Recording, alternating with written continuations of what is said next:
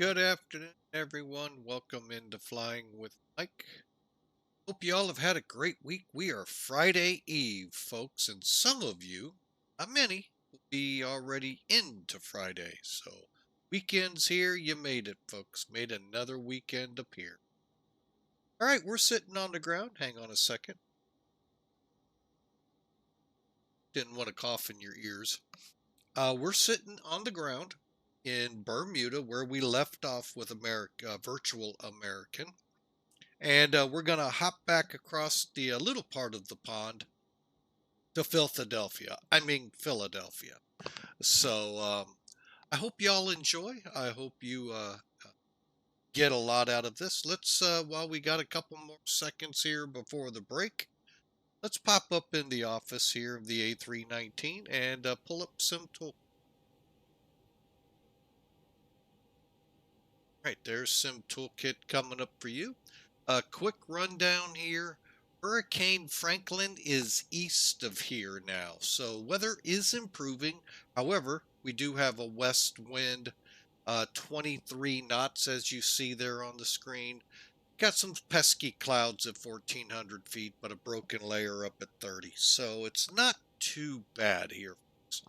It's still in the 80s, 29 Celsius. So all in all, it sounds like they fared pretty well as it went north of them, as I understand. Over in Philadelphia, we got a northeast wind at about 020 degrees, 16 knots, a bit gusty to 22. So, few clouds to pester us coming down through 24,000 and then some more at 30. So, kind of see how things go. Looks like a pretty decent day in Philadelphia. So we're going to be flying into the new scenery, so that always means we might come off VATSIM. And right with a few seconds left to go, here's the loadout for y'all. 89 peeps signing their NDAs right now, and you can see the rest. We'll be back in 1 minute.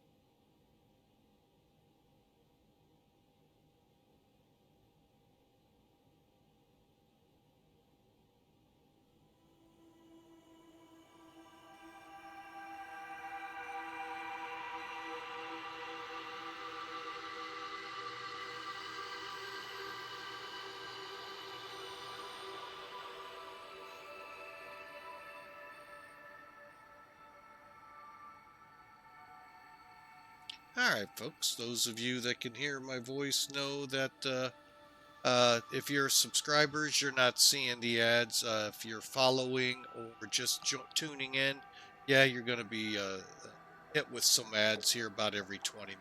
So to avoid that, go ahead, hit the subscriber button, folks. It's the easiest way through. Starting tomorrow is September, and we'll have some details popping up here momentarily for you about that. So I spelt it wrong. Doggone it. Gotta look to see how I spelt it. That's why.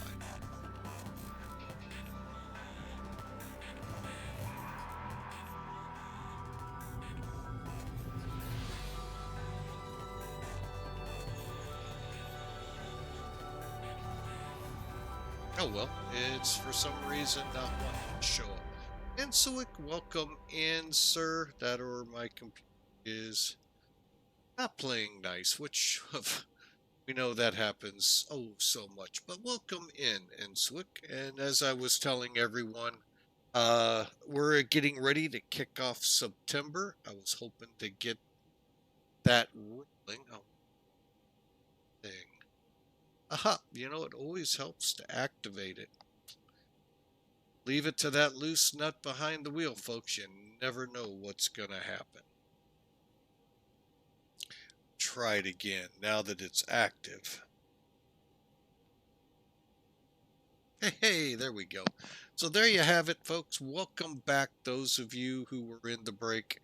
As I was mentioning, if you'd like to go ad-free, great month to do it, folks. You can save money, help the stream out by subscribing. That is one of the key big features with subscribing to channels. ad-free viewing, plus you're helping them to be able to improve streams with the revenue they generate from your subscription. So, and there you have it. With September, Twitch is offering some pretty decent deals, folks. So check them out. Look forward. Hope you all take advantage of it. So with that, let's get rolling. Y'all saw the pre-flight here. So let's get into getting this bird airborne, shall we? Okay, so we've got obviously the batteries on. We do not yet have the APU. Just kind of waiting to get the stream started. We'll go ahead and kick that over now. We've fueled the aircraft with 15,960 pounds of fuel. That number is right there, folks. And we got 89 peeps getting ready to board the plane as soon as we get through a couple of checks and the flight attendants get their stuff ready. Okay, there's the flap open. And that also gives us a couple seconds here to get the plane cooling down. But again, hope you all realize today is Friday Eve. I know, you're all going, no, it's Thursday. No, it's Friday Eve. Folks, tomorrow's Friday. Means the weekend. So hope that helps help cheer you up a little bit if it's been a rough week. So let's just wait here. We got about halfway there. Sometimes I step out of the plane to hear it. I just didn't this time. But I'm glad to be here. Again, we're going from Bermuda to Philadelphia, otherwise affectionately called Philadelphia. Okay, there's 100%. We got the available, and we can come up here now and complete our checks. Okay, so the cockpit lights are set, and flap levers and speed brakes going down to check them. Speed brakes down, flaps up, and probe heat is auto, folks. On Airbus, if it's dark, it's either auto or on. When you turn them on, first like that, you go to on.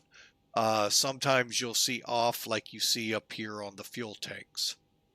So you're in good shape here right now looking at it. We'll put the EPU bleed on.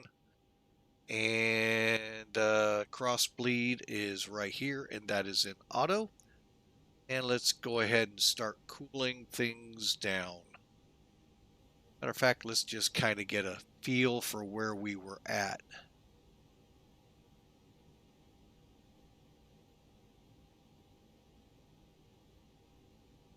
Oh, there it is.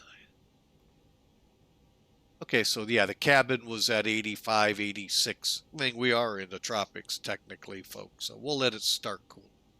All right, and with that, let's go one more time up top. We'll come off external power, and we're ready to get into the heat of things. We'll go ahead and get our fuel pumps on. And go ahead and get our seatbelt light on. And here we go, folks. Okay, you're looking for this light right here, the on bat. Just let you know that the IRU or IRS, depending on your system, INS, you'll be able to function in with no generators running, just the batteries. Okay, they're up and going. Strobe lights are set to auto. We're on nav 1. All the difference here, folks, of nav 1, nav 2 is light bulbs in the wingtips. So if you go out there and you're set to nav 1 and you don't see one of the red or green lights on, yell to the whoever's in the cockpit, could you switch to nav 2? If you have red and green at that point, you're good to go. Of course, an annotation made in the logbook so maintenance can laugh at you. Fix it. Because they will fix it. I shouldn't be too mean with them. All right, exterior light or emergency lighting system is set to arm. Pack flows are as required, and we are set to go to start programming up that MCDU. All right, and the nice thing that has come to these new generation aircraft, folks, I don't care if you, well, let me rephrase that. I'm not so certain how well this works with Boeing aircraft, but with the Airbus, not bad. Hawker 125. Woohoo! Welcome aboard. I'm shocked you're saying woohoo to an Airbus. Oh wait, think this is the A11. Oh wait, if you don't know what that is, folks, that's the MD-11. Because if you can fly an Airbus, the MD-11's a piece of cake. There's more Airbus in the MD-11 than Boeing. And there should be. It was built by McDonnell Douglas, not Boeing. Boeing just inherited it. All right, continuing on because we're not going down that rabbit hole. All right, so we got a couple of ways we can start the MCDU off here. Well, first off, what you do is you check to make sure your nav data sources are up to date. 10 August to 6 September. So we got about a week to go before we have an update. And it just helps you with the dating and all here. Then we go to the init button, or from data, you could go function, and do it from here. And here, we'll just go ahead and do it. Data link in progress. And it's updated. As is the perf data link. But you're going, Mike, we're not seeing it. We are not seeing it is correct. Let's go back to the int page. And look, it's loaded up for us. What it does is it reaches out to what the flight plan is for this aircraft, grabs it, puts it into the MCDU for you. Of course, the pilots and we will go through to verify. Okay, we'll just hit the clear button. Now, since the IRS is aligning, let's click that. Oh, I clicked it too early. Doggone it. I was going to update my Latin lawn, but we're going to go with the airport. How you would done that, folks, is you make sure the up-down arrow is under lat to start with, then you set it to the latitude on charts.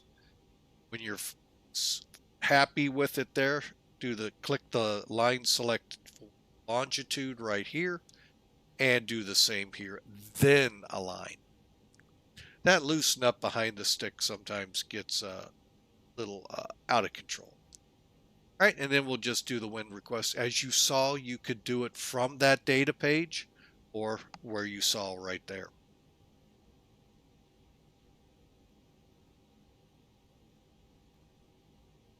Oh, I'm sorry, I jumped the page. There we go. All right, so from here, now you have a couple of options. You could go to page 2, the init B page, or go on to the RadNav page, F plan page, which is this one, and double check your flight plan plus set in your takeoff and arrival information. And you're all probably going, what do we have? Well, stand by. And there we go. I just had a, wow, we're getting slow.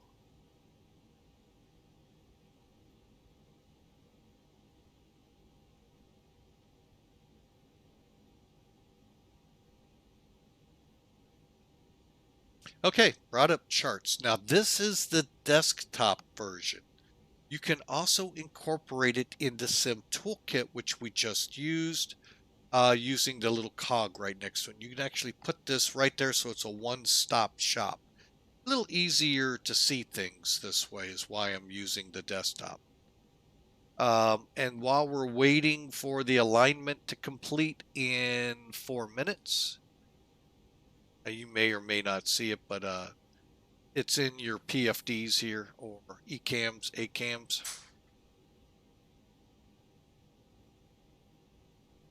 Let's take a look at it, shall we?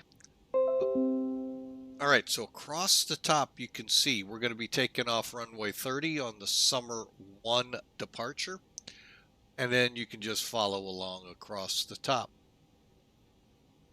All the way over to BRIGS, and then we come in on the GEMS 4 arrival. That's a new one to me, so I can't wait to see how this works out for 9 right. Okay, and another neat feature, I may have to go out a little bit. I'm not even sure it'll pick up anything now. I think it's too far out. Yep, it's too far out to see. However, turning our attention to the States, you can see what's left of Adelia as it's entering the Atlantic. And all eyes again will turn to it because right now, or the last that I saw yesterday, I should say, it could just kind of stall in the heat of the Atlantic Ocean and regain strength. Since there's nothing steering it, it could literally hook around back for the US. So we'll it's still a storm worth watching. And even for you guys here in Bermuda, it's worth watching because in that hooking, it could come over you. But anyway, that radar feature is a new feature with this version of charts that NavGraph released. Really cool. All right, so let's get working here. TX departure runway 30, and we'll go summer to BOVIC. And we'll insert. Okay. Now we'll just kind of, let me see how that looks if I need to over. About to right there. Oh, excuse me for the sniffles. All right, map's not available yet, but we can start working our way down through here, checking to make sure fixes and all are right. And we can also do that by looking at our charts program. Okay, so let's first pull up our departure. All right, so we're going to come out of here. First off, you see we're at 18 feet above sea level and 18,000 for the transitions. Pretty much like flying in the U.S. You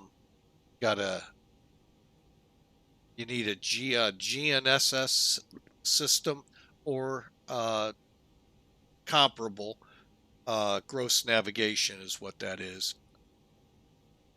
I never understood why they call it gross unless navigation is just gross. Call me silly. I don't know. Just don't call me late for dinner.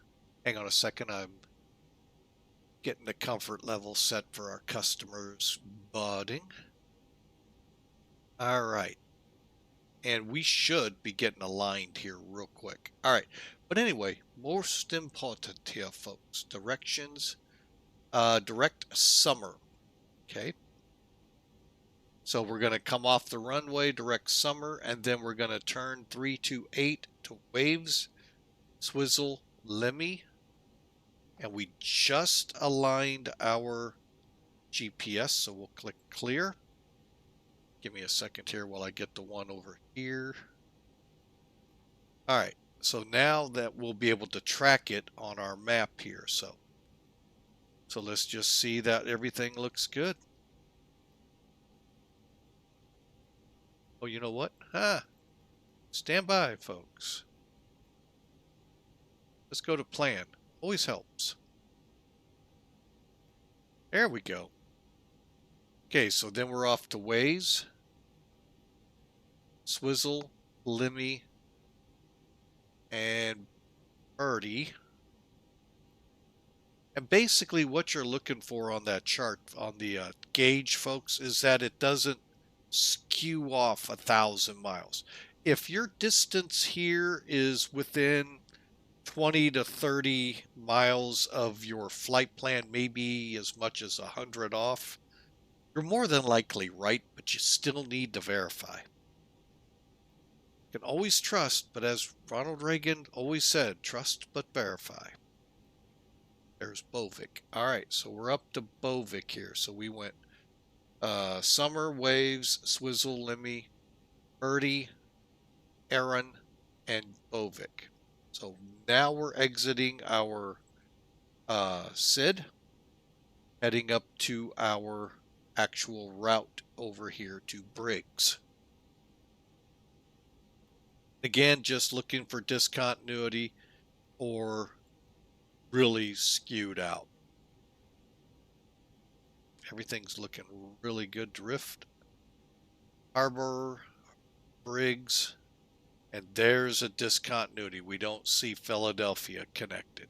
All right, come to Philadelphia here and select arrivals. Now, here's where it can kind of get fun. And what I'm going to do now is a good time to get rid of charts, go to Sim Toolkit.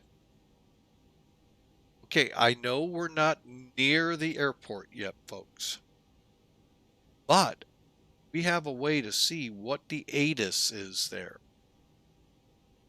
Welcome to the 21st century, folks.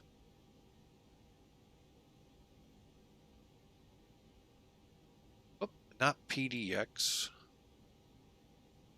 There we go.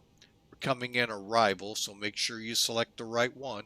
So currently, 06012. Okay, so we know the 9s are going to be in action. Okay, 12 gust to 19. Approaches, intersecting runways, 9 right, 35. Arrivals, expect ILS Zulu, runway 9 approach. Visual, runway 35. I believe runway 35 is too short, folks. But yeah, we are being told the ILS Zulu for runway 9 right.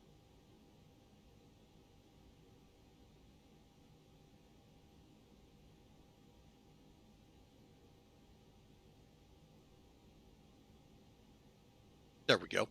All right, so that tells us a lot right there, folks. So as we come down, 9 right Zulu, boom.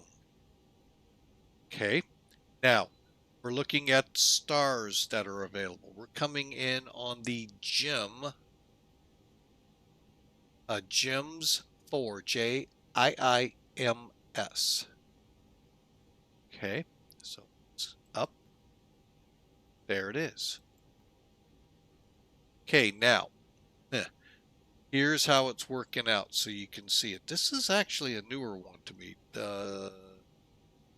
Kind of working off a different one. So we go Briggs to Aerocot, KT, Gems, and for us, we're going to go out to Wooder, Weave, and Enry.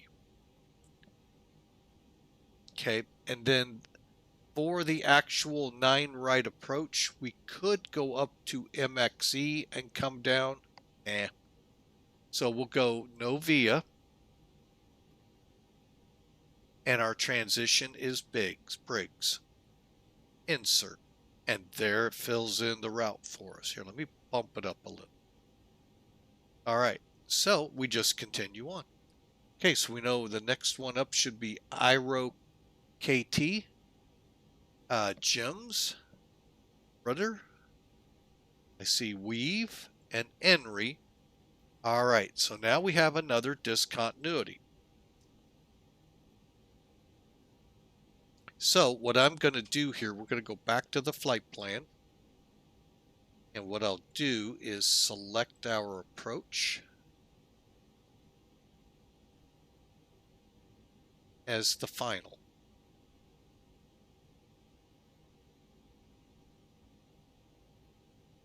All right, so you can kind of see how this looks here in real life, in real charting. Okay, so there is actually 4 9 right. Okay, if our minimums are, say, when we get there below, we have the option to go to Cat 2, Cat 3. Now, there are rules for that, folks, in the real world. The sim world, it's up to your virtual airline. If you're not with a virtual airline, well, there is no virtual FAA. So, you know, we do what we have to do to get on the ground then. In the real world, it is a whole different story.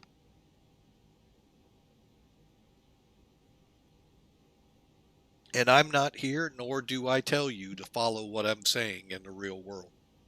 I was only a private pilot. All of this instrument stuff, seat of my pants. So, all right. So we will head for B-Wine and then in. B-Wine is a 15-mile final for the runway. Actually, we'll head for Associ, but we'll be on vectors by then. We're just going to leave this for now. Okay. And as you can tell, we'll finish off the chart. There's our discontinuity and Asoi and Cali and then the runway. All right, that wraps up the charting, folks. Now, what goes on here if we go on? There's our missed approach to OOD. If we divert, we'll be going ditch, CYN, Jemmy, Fallon, Wink, Cars, Gamby, Cameron, JFK. We can fill all of that in if we have to divert. Okay, but back to flight plan puts us right back there. We'll move this back up, pushing on to the RADNAV page. Okay, everything looks good. In case we have to come back, the ILS is in place, and everything looks good. Following that page, we go to the initialization page, or the init page 2, or B. Here's how you can tell there's more pages. All right, and what we're going to do is verify. Verify, verify, verify, verify. All right, hang on a second. Let me see if I can't. All right, so we're basically going to make sure that our flight plan is close on the zero fuel weight, close on the fuel. So we have enough fuel to make it, and everything looks good here. Our zero case, so we got 113.6, and I'm showing a 27.7. Let's put that up there. Slash 27.7. There you go, folks. The init page is ready. Everything's good here. Then we go to the perf page. You can do this a couple of ways, folks.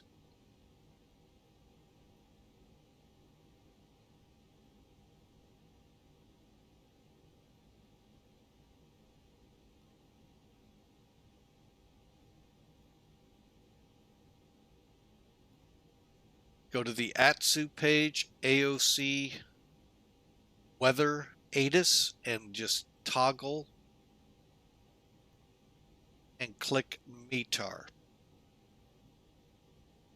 When the asterisks come back, return received messages, 1425. Okay, so we're looking at 27021, scattered at deck at 14, broken at 2600, broken at 4400. A little interesting. And how close to the real time are we?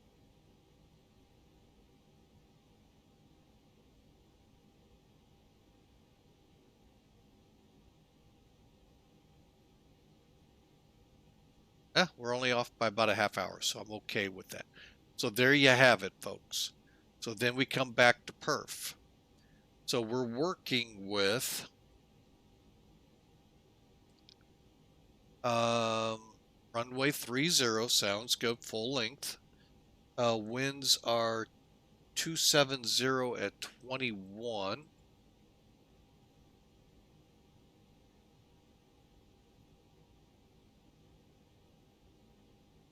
Just making sure. Okay, outside air temperature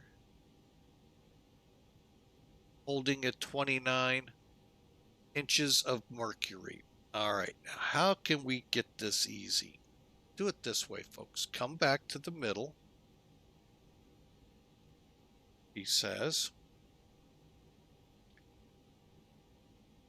okay, airplane. Okay, the system is being very sluggish. Oh, come on.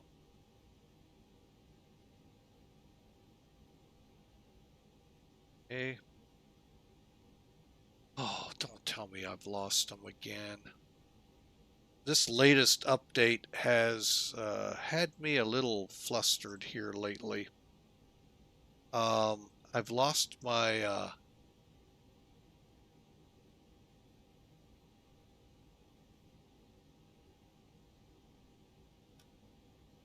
2981. Really? Come on. 2981. Hopefully this is going to change. Oh, I know why. It's stupid me. That's all operator error again. I just realized what I did wrong. We'll run with the engine ice. Now you're all going, why do we have engine ice on? Because we have clouds, possibly with precipitation. Could be hail, could be whatever in them. Having your engine ice on helps as a de-ice as well as a FOD remove. Takeoff weight, 129.0. That'll work out fine. CG looks good. Now we have the option on a 9,500 foot runway, 9,700 almost, sorry, to flex it or toga. Let's check them both. I'm going to run with air conditioning on irregardless. And then click compute. So the onboard computer says flaps 1, flex 71, 108 to 132 for V1.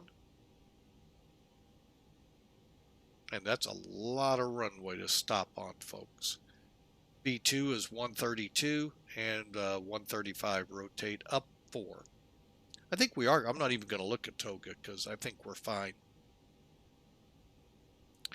All right, so that is going to be our option. So stand by.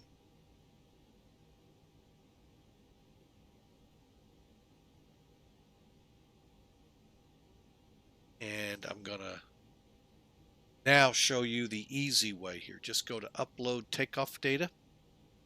We're on a dry runway. We know our winds, 270. If you don't know them, folks, right there. Ooh.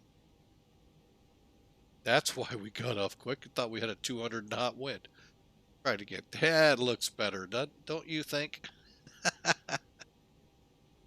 Oh my goodness. That explains a lot, folks. Yeah, 270 at 21.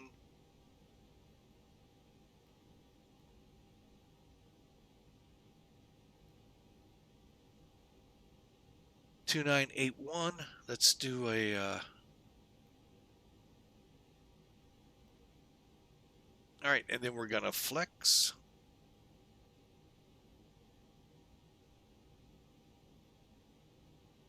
There we go.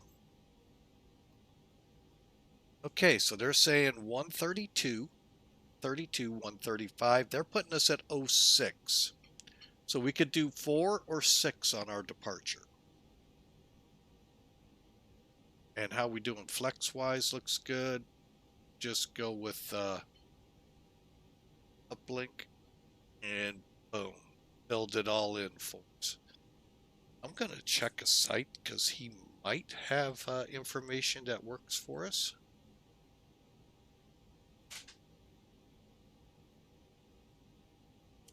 And the site I'm going to is Black Box 711, if any of you've heard of it. Here, let me just throw it in the chat real quick. It's a real good site, folks. What it does is it gives you these numbers here plus other things, but he only has, I'm going to make sure it's, I don't know if he has this airport. No, he does not, so it's not worth it for this one. Okay, but if you're in Europe, oh, folks, I'd check it out because you're going to see these numbers change like our cruise information in the Boeing aircraft that you put in. That stuff changes here. So But there you go, folks. The MCDU's ready to roll. So are we. And let me wrap up the checklist here. Altimeter 2981. I'm just going to punch it back currently to 1010.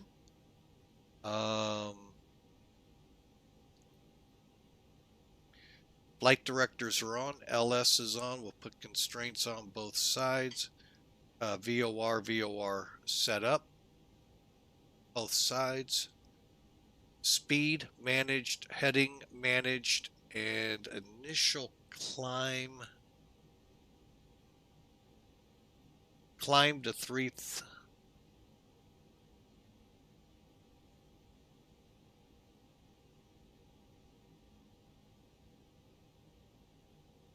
It looks like 23,000, so we're gonna go straight up, so which is 36,000.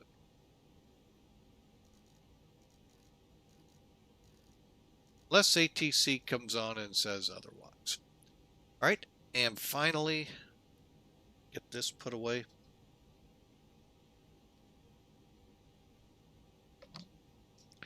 Anti-skid nose wheel steering's right here.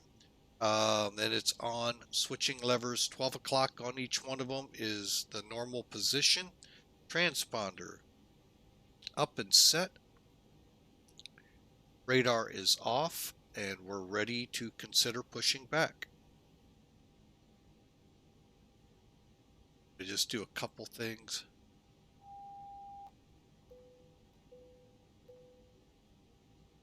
Okay, and AP is on. Pumps are on.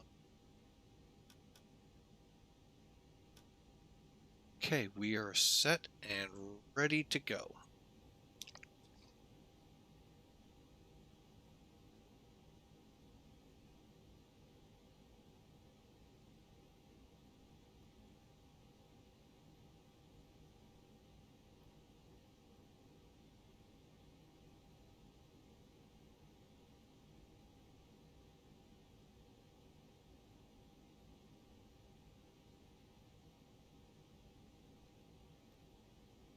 All right, here, let's get outside. Some neat animation. They've got some really good animation here, folks.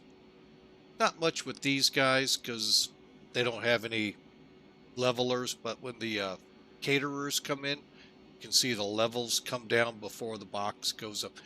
Really thoughtful and non-invasive frame rate hits for the animation. Really well done, Toliss. Okay, and we're ready to go, waiting on the flight attendants.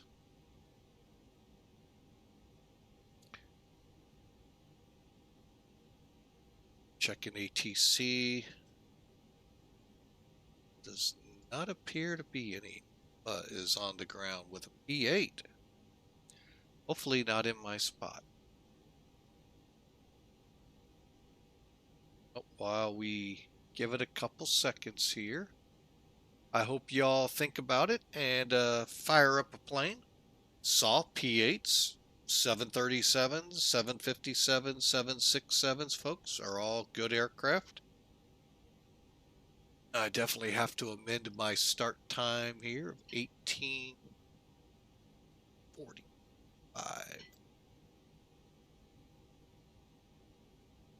Excuse me.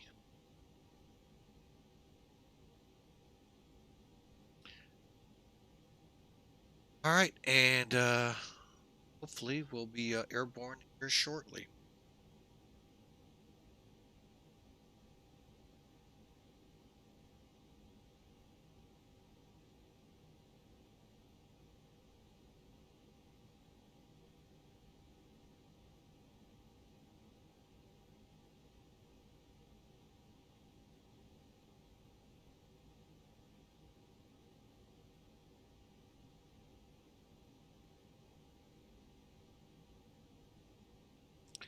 All right, just getting online here.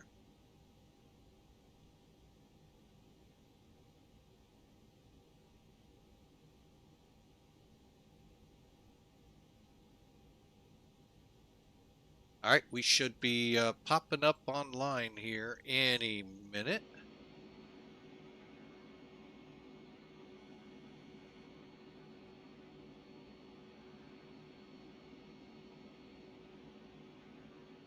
There's the NOAA aircraft, okay. We got us a long taxi, folks, so just so you know. And before I forget, let me get 8 cars running for the airline we're flying with.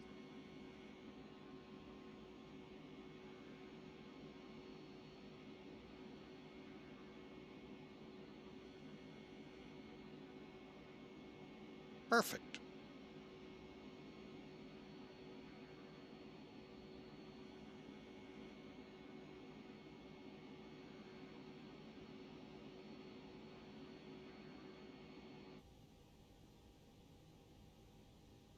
All right, folks, so if you're ready, I'm ready. Let's push it out.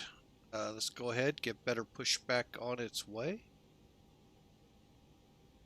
Ground to cockpit. Please show me where you want to go.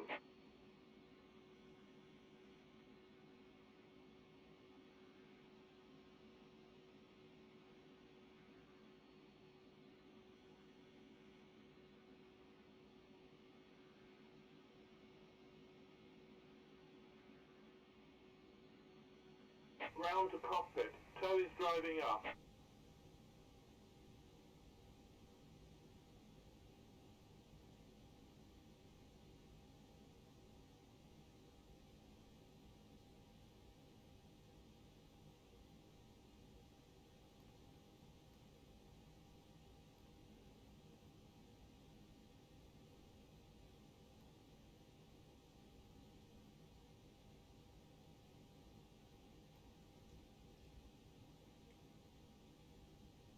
All right, main door is closed. And we can actually get in here and arm slides.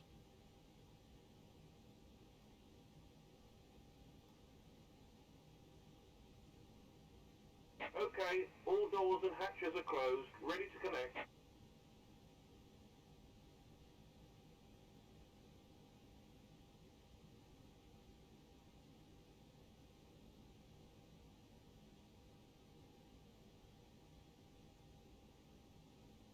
All right, hope y'all are ready to go, because I am. Took about 40 minutes to get us ready to roll here, folks. 40, maybe 50 minutes. And hope you all are ready. Last minute check, speaking on.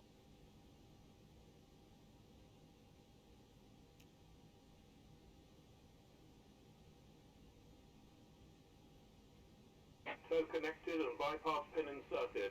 Release parking brake.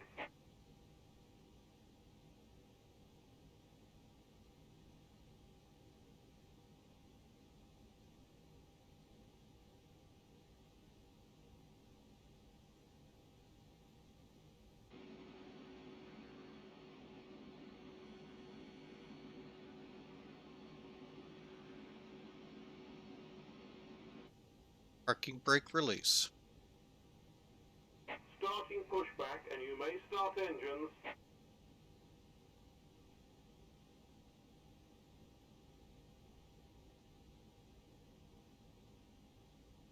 Okay, and I do know we've gone to commercial here on Twitch for about another 30 seconds. We'll hold off on engine start. It really doesn't take that long.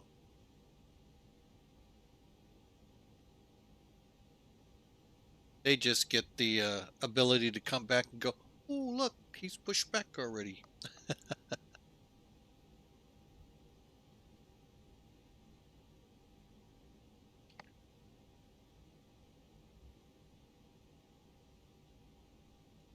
But again, folks, it's very simple to start this plane.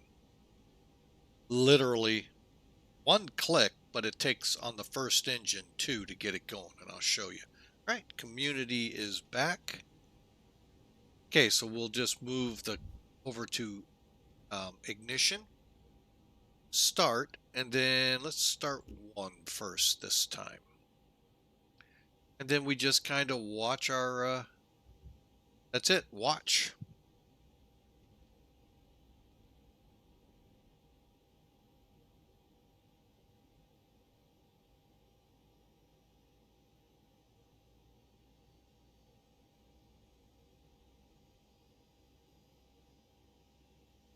Operation complete. Set parking brake.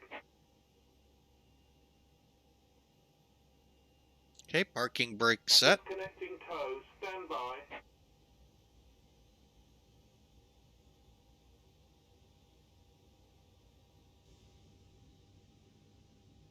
Okay, let me turn up the volume. I know I had it down.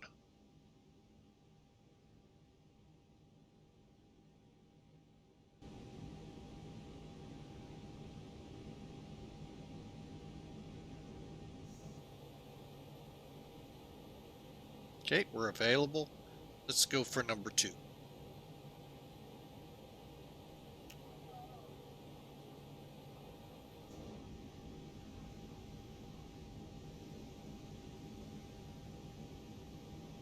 Cell is disconnected and bypass pin has been removed. Hand signal on the right. We'll see you next time and have a safe flight. And thanks for flying.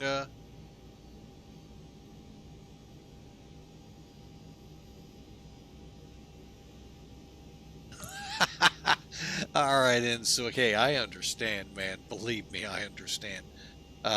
Wouldn't mind joining, but by the time you get near Philly, he hopes to be in Dreamland. So I get it. So it's how I was yesterday. So all right, so let's get up here as we spool them up.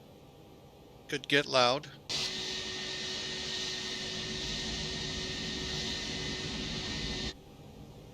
And it's available. So let's start the clock and let's finish up the after start checks. First thing we do, take it back to normal. Okay. We'll do the lead valve, turn that off. Engine's now control. Looks like the gens are online. That's good. Okay, ground spoilers coming down. Down, flaps 1. Double check. Yep.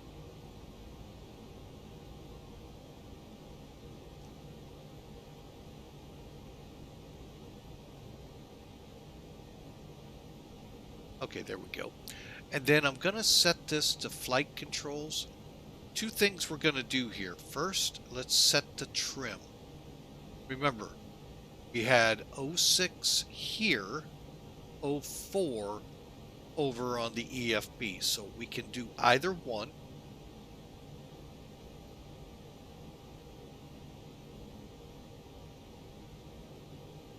There we go.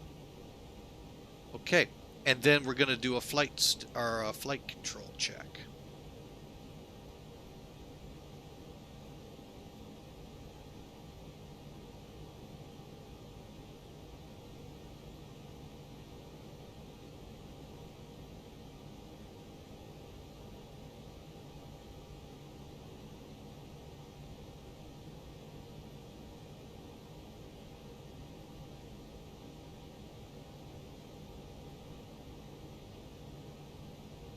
Okay, and then kind of go around them all.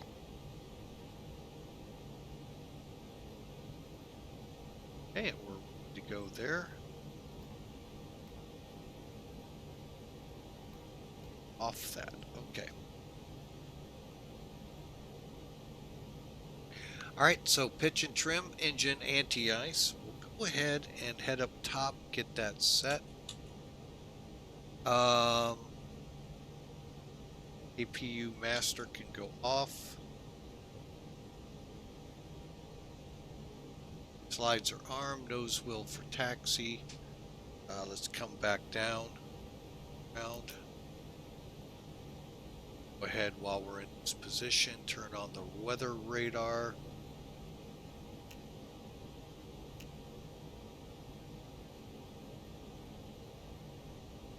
Okay, got a little bit of a blob off to our, you can see it right here. And some hanging around. So, you know, we still got some off and on showers here. Lapse time. Okay, we're good. We'll go to run.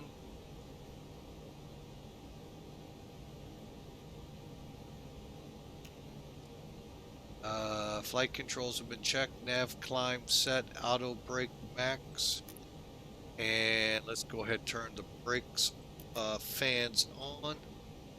And let's begin our taxi, shall we?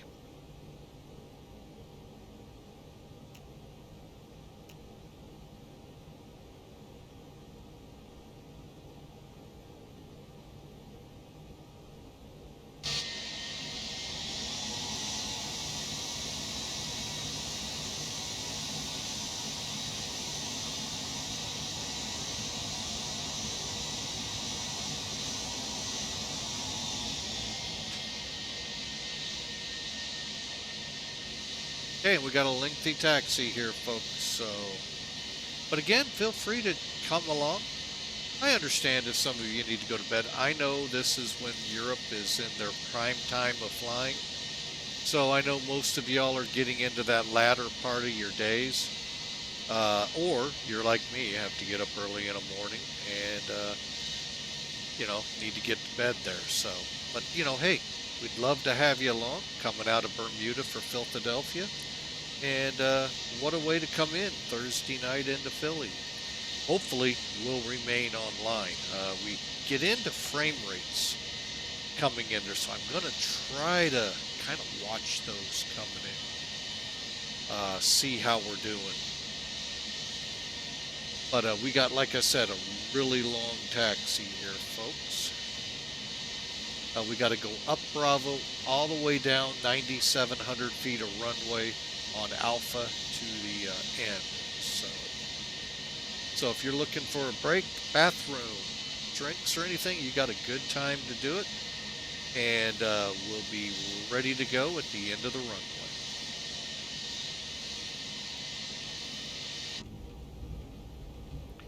Final checks here, terrain's on purser. Let's do our purser call.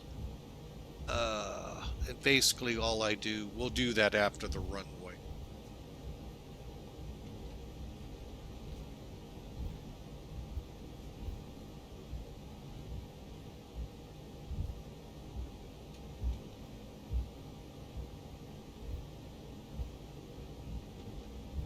Wow, a lot of interesting stuff here, I have to say. Again, if you're not familiar with Bermuda, folks, this is the original jet set place for the East Coast. The West Coast has always been Hawaii. And this is where that term jet setting came into, where they would take the 707s and jet set their way to Bermuda. Those cold winter days, even back in the 60s, folks. Those that could flew to Bermuda. Unbeknownst to them that it's a pretty good hotbed for hurricanes, but you know, hey, it's just a slight distraction from vacations.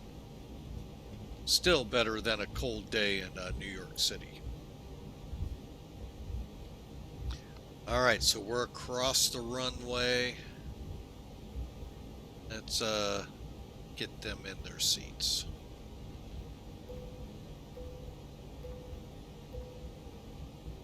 This is on.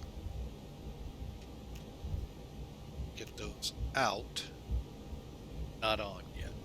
All right, so we're just gonna taxi out. We are ready for takeoff, folks. Engine mode. That's a good question. Go ahead, select start. Because of the high temperatures and yet rain in the area. And let's go ahead and get on VATSIM fully.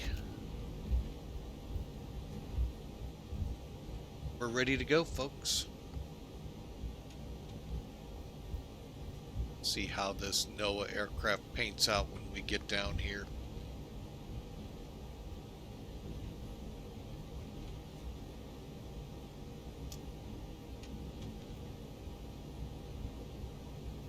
Okay, and we're all green. It is definitely not NOAA. Something red, white, maybe Air Berlin.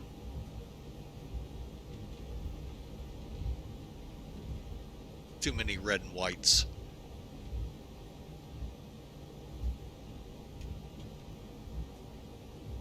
According to the chart, fire station right here.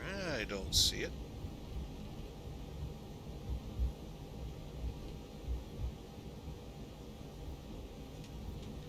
That's okay.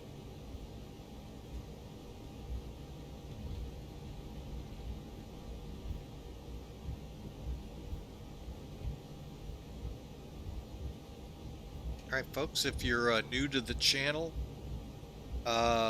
or first time and you like what you see, hey, we'd love you to smash that follow button here on Twitch. One, it lets us know you like what you see, and two, what it'll give you is an email when we go live, so that way you can join us. You don't miss a stream.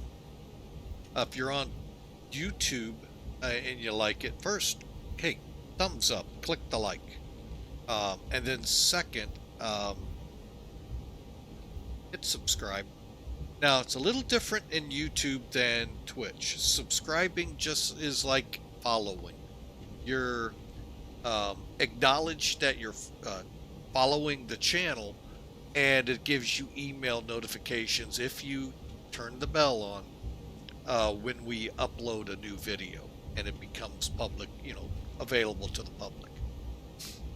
For you on Twitch, if you want ad-free viewing and some other perks, smash that subscribe button. And remember, it is September, so check out the deals. If you're already one and you want to up to tier 2, that would be a good time. Rates are 20 to 25% off. Or check out what we got here, 30%. I'm sorry, 25 to 30% off. If you gift subs, folks, you get 25% off your gifts. So really appreciate all that money. Oh no.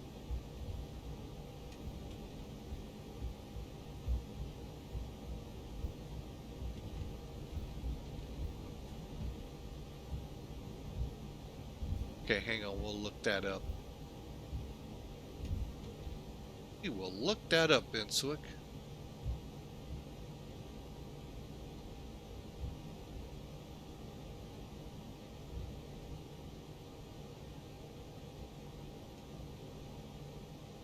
All right, let me figure out where that is.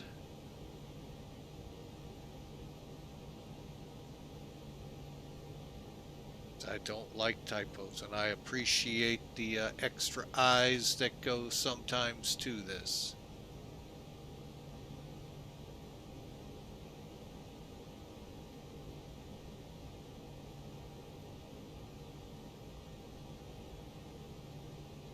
Oh, I tell you.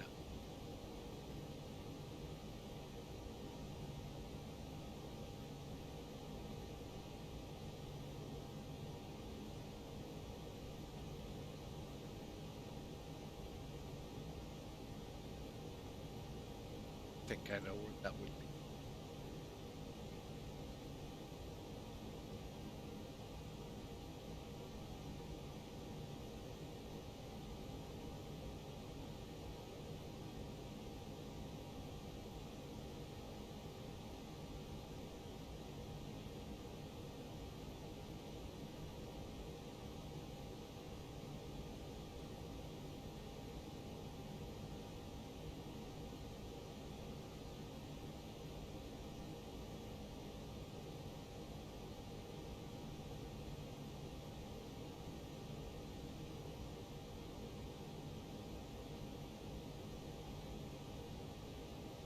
Alright, I will be watching that in flight. I am not able to find it quickly, but thank you there, Int'l. We'll look it up and get it corrected.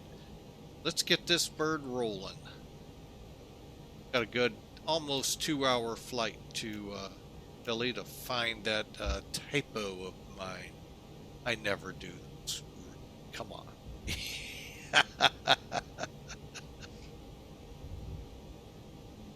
I could see my fighter call sign in the military.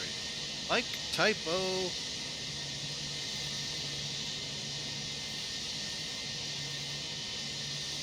Bermuda traffic, American 825 departing runway 30, summer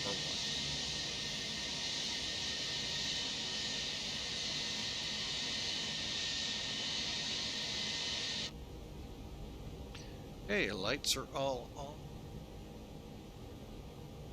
Let's make a check here.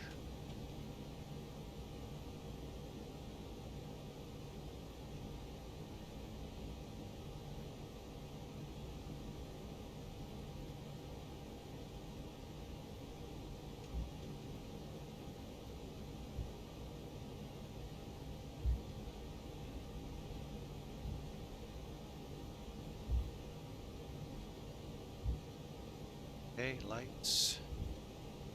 It's auto brakes, spoilers.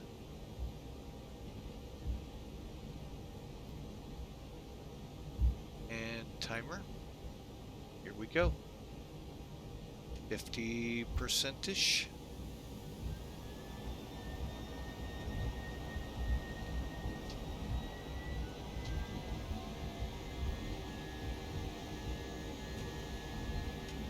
Alright, airspeed alive, 80 knots.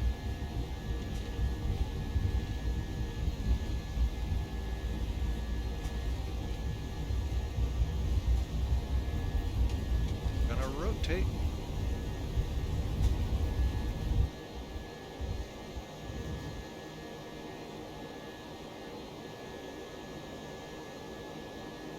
Gear up.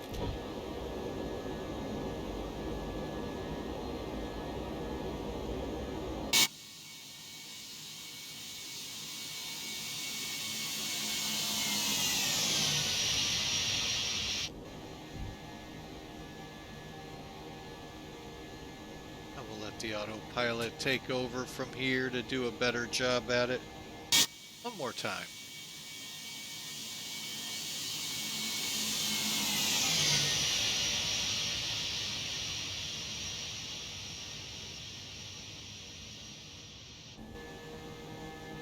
Okay, and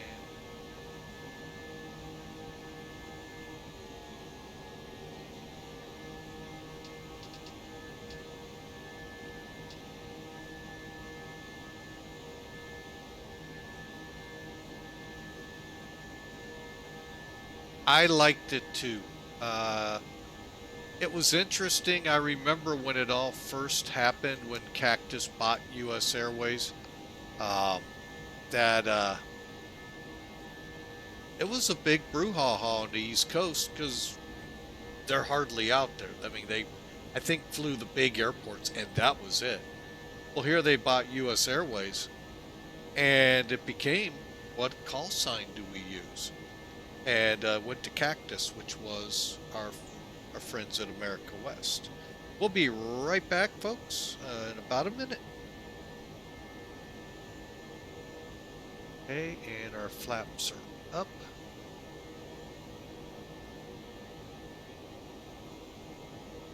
Making our turn, and off we go.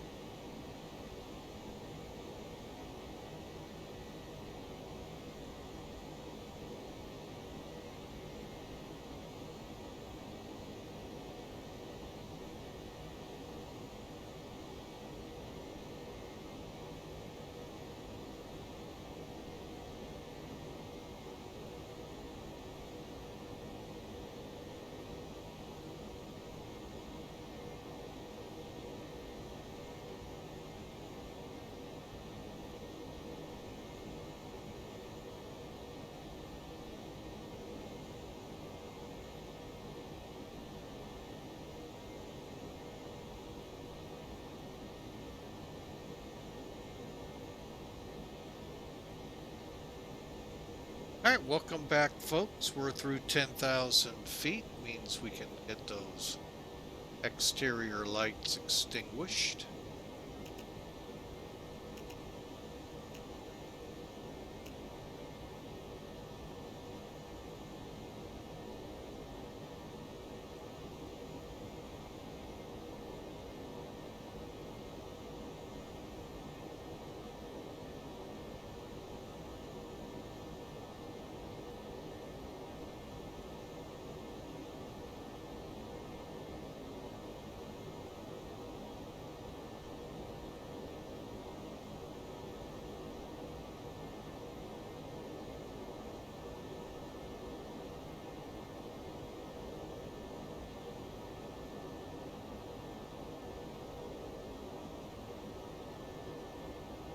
Alright, as we continue,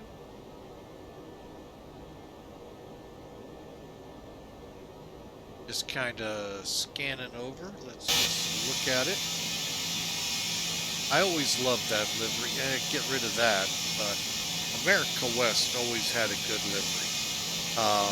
Even their old versus the combination kind of deal here.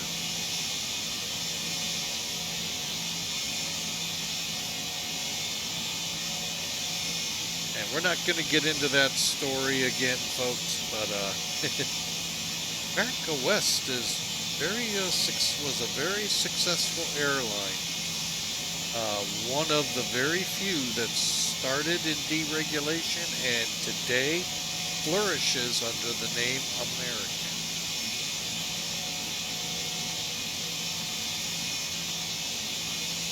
It's an amazing, they just did a great thing. And also, when you think about all that they purchased, and of course took names of those airlines, think about in terms of merging pilot forces. Because American's a legacy airline. U.S. Airways kinda, sorta was. I really don't know the definition to a legacy because they started back in the very late 80s, early 90s in deregulation, but America West bought them out. So, but anyway, like I said, feisty little company that actually keeps going on today as they, through U.S. Airways merger, bought American. So,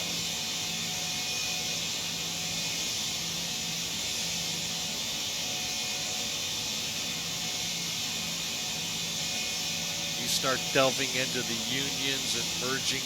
Oh, it's unreal to even fathom how you do that. But they did, obviously.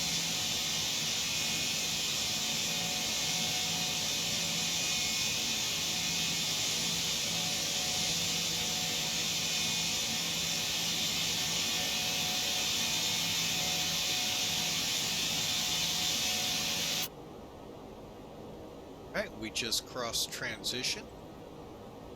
Oh, we do something. Go ahead and set us up for US. Alright, let's take a look out the windows.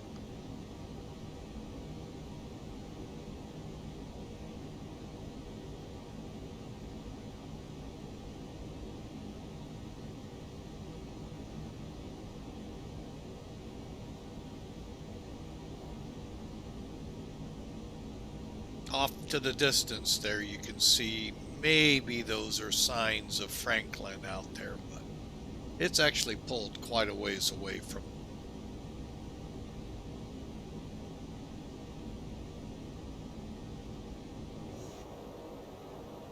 Alright, and as we continue on towards Philly, we'll begin to see the remnants, well not remnants, we'll begin to see Tropical Storm Idalia.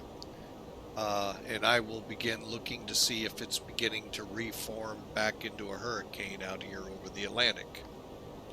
And see if they have any guidance on where it's going. Last I saw, where you had this nice long in between each where they would do like Thursday morning, Thursday evening, Friday morning, Friday evening, and so forth.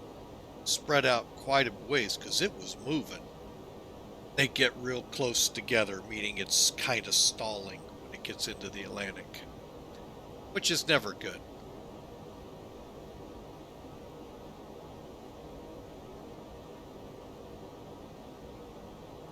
So, let's just kind of roll on with some music here and y'all enjoy the climb out.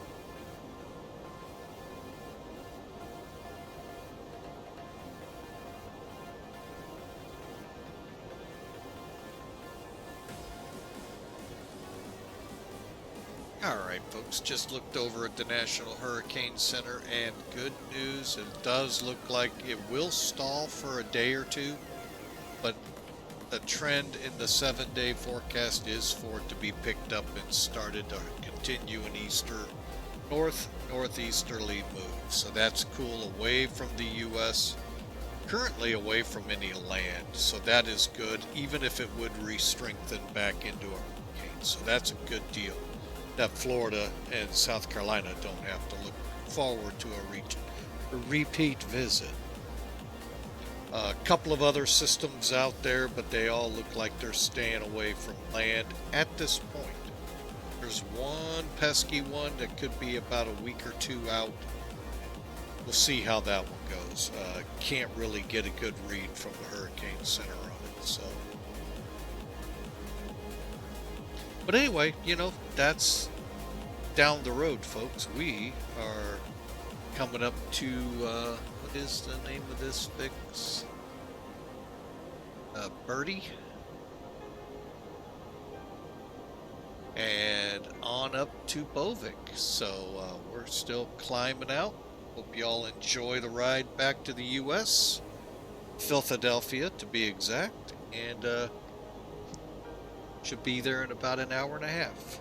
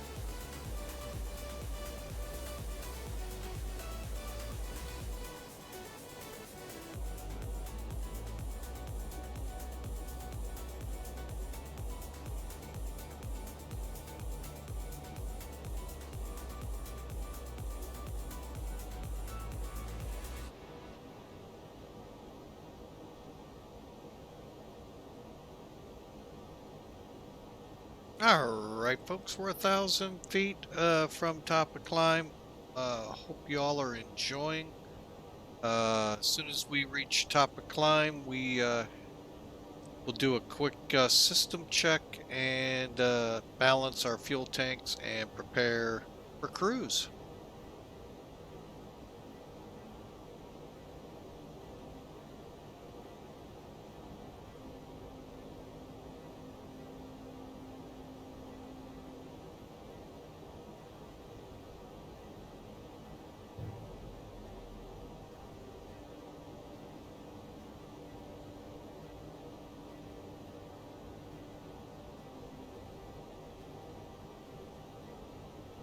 All right, well, we got about 30 seconds to go. Again, folks, those of you that have subscribed or graciously gifted subs from a couple of our streamers like Insuik and Philadelphia. Folks, this is a point where we have ads running right now. Now, I've backed them down to hopefully only a minute, but hey, you're now enjoying it ad-free. So we'd love for you to continue that, and thank you so much for subscribing. It means a lot. It helps the stream out. I'm beginning to look for a new aircraft or two to add. Just don't know my direction yet to go.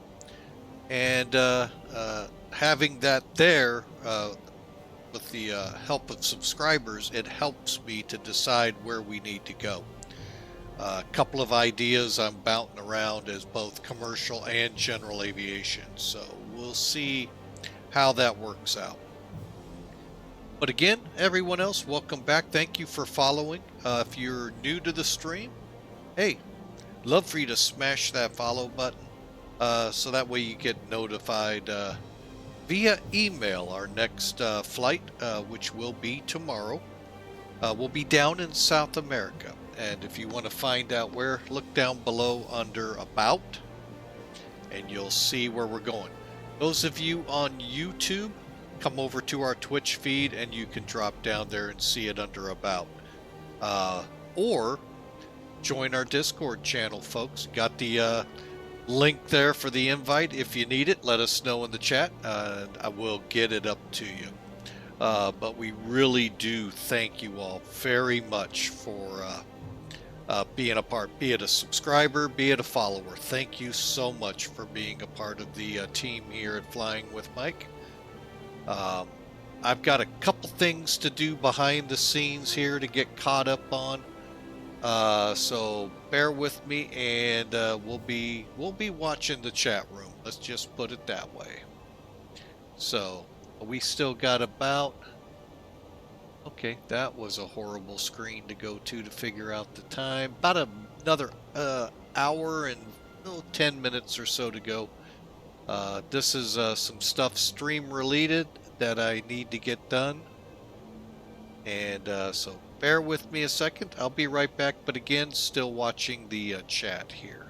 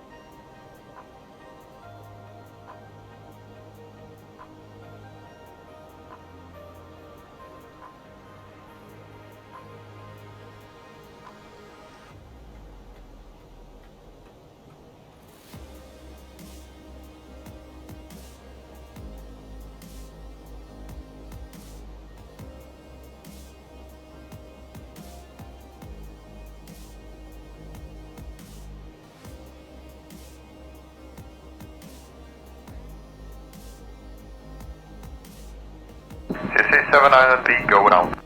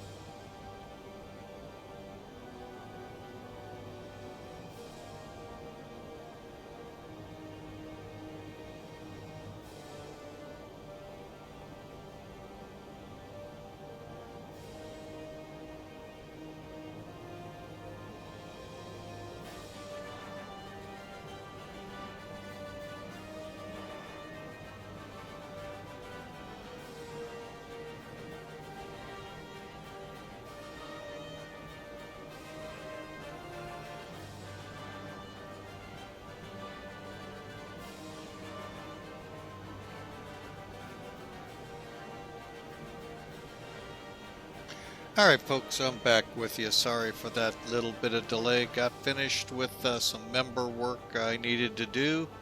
And behind the scenes stuff with the stream. And lo and behold, Bad Attitude decides to show up. Man, I tell you. Welcome, sir. Always better late than never. Alright, so we have leveled off. Seatbelt signs are off. Let's get that system check done real quick here. Alright, so what I'll do is just basically click the all button through each screen here that we have buttons for and see that everything is in good order.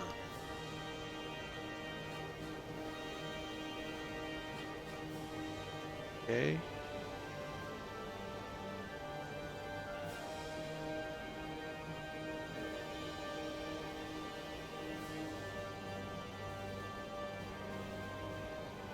Alright, for the fuel, what I'm going to do, we need to balance it ever so slightly. Actually, no, it's more, I always get suckered by it. So we hit the cross feed. Okay, so now both sides are fueling both engines. Okay, because we have both fuel pumps on for each wing. Now, we're going to turn off the left wing. Gonna get a ding, and that's just basically saying, whoa, why are we not using it? And it's so that we can balance the fuel. And it actually goes pretty quick in the ToLiss aircraft. Flight factor, it's a little time consuming, so you're best to do it as soon as you hit cruise. Here we can do it now, because if I was to continue the system check, by the time I got back, I actually could be switching to the other wing to be off and the left on. So, but again, it's each person's interpretation of things and so forth.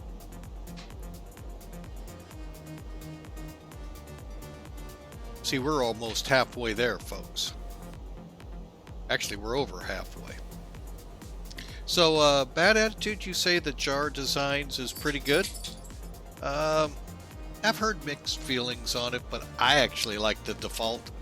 Matter of fact, I'm looking to put it back into lineup here soon. Maybe one of the others.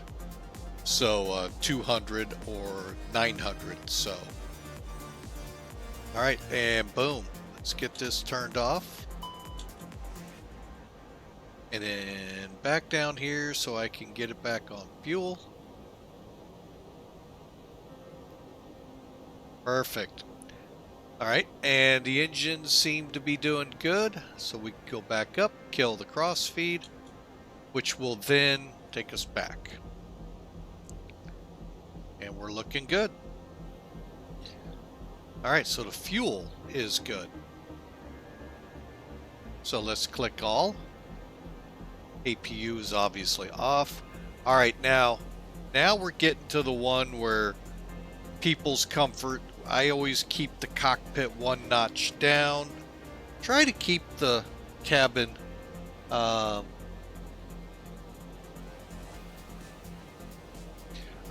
around 70. Maybe bump it up a little if I get some people saying it's cold. Click all. Now, this may seem like whoopee, so the doors are closed, the slides are armed. That is important, by the way, folks. However, that number right there is the most important thing on this page.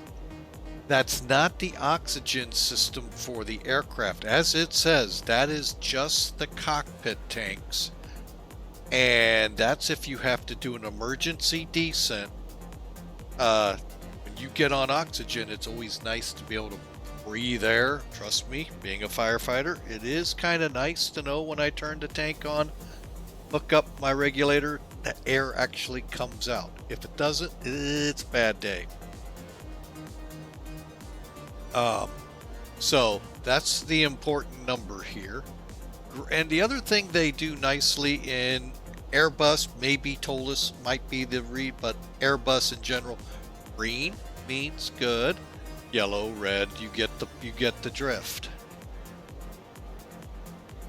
Okay, the wheels and the covers are good. And finally, the hydraulics and flight control systems. Everything's normal, and we're back to the main page. Okay, we got about 58 minutes to go. Let's take a look into the arrival for Philadelphia. Got a ways to go. Top of descent. We're technically in New York Center's airspace, but we're New York Oceanic. I'm not showing anybody online yet. Gonna verify. I take it back. I think Boston just snuck up and on. But for us, New York Oceanic isn't on, nor is New York. So we should be able to get into Philadelphia right now without ATC, which may be a blessing. Not because of not having ATC, but with frame rates always being an issue and clouds and traffic, things could gum up enough where I got to click the disconnect. So, but we'll see. That's still an hour down the road or through the air. All right, so let's bring up charts. Let's talk it through here. See us way down here, and we got to get up here to BRIGS. We'll get into all the altitudes and all here in a minute. First, we've got to first go to Kinner, Tilde, MARIG, LINND, PREPI, Arbo, not sure of that one, and BRIGS. Okay. All right, so we're going to be coming in at BRIGS, and folks, we're not far from the landing at BRIGS. Most of these approaches usually started up the airway a little bit, but now they've got them tightening up a lot. And coming in from overseas, BRIGS is where it starts. Got 28-mile run to Aero, KT, Gems, then out to Wooder, Weave, and Ernie. All right, so D-ATIS, we'll get to that in just a second. Airport graphic will tell us the elevation, 36 feet above sea level. Transition, anyone know? Guess. Shouldn't be hard. It's the U.S. Same number, coast to coast, top to bottom. 18,000. Need a DME, IRU, or GPS to fly this. Plus you need radar. Watch for parachute jumping southeast of Chapman. Not sure exactly where that is, but you get the point, folks. What else do we have?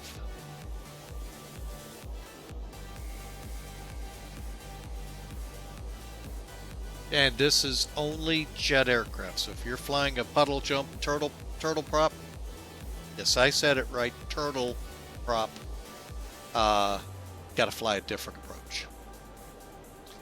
Okay, we're planning 9 right at this time, so we'll go from Gems, 290 to Wooder, 2306 to Weave, 268 to Ernie, then vectored for our approach, if not prior to.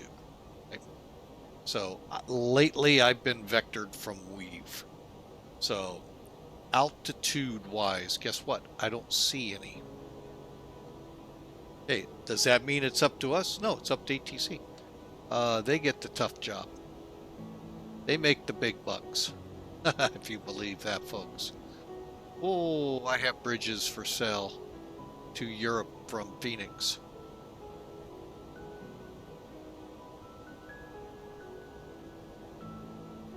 All right, so once we fly the approach, as you can see it here, BRIGS on up, we got that vector. So once we do, we're going to get on the ILS approach. Gonna talk about D8s here again in a second. Real quick, the approach frequencies across the top being Philadelphia approach. Our tower frequency, folks, it could be either one of these, whatever the controller, if one comes up, chooses. And same with ground. Some aircraft, you got to program your localizer. There's your frequency. It's auto-programmed here. And the front course of 087. Keeley, 7.5 miles out, 1,800 feet on the glide path. Decision, altitude, and height. Alright, so where we decide go around or not on this chart is 221 feet MSL. So that's what it'll be on your graph here, folks. Or it'll be 200 AGL on your radar altimeter, which on most Airbuses show up here. Alright, I'm trying to see if my cursor is showing up. It doesn't look like it is. Hello, cursor. Well, anyway, you get the feel. It's right here. It's right off the screen. Okay. So right below your, on your PFD, right under the bottom line. Now I'm going to give you a little secret, folks. Both altitudes are the exact same point in the sky. It's just which one's measured by what. The bold is from above the sea level. The bracket's above the ground. Same point in the air. Aircraft will still say the same thing, but it's just how it's reading it. Aircraft, I hope that made sense. So you got our airport and touchdown zone.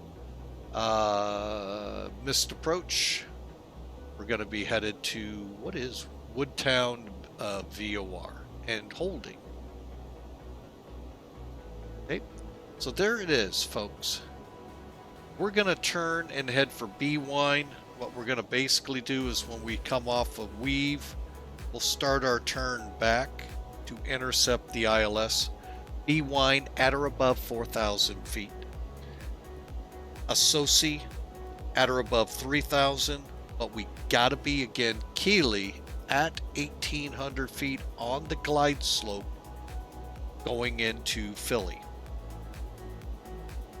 Okay. Finally, some interesting charts here we'll come back to once we know the numbers, but basically right here is your approach lights. You have ALSIF 2, which is basically full boat in my book.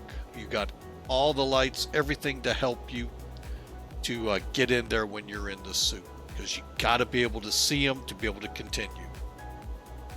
PAPIs are on the left. I'm sorry, correction, on the right. Missed approach information again.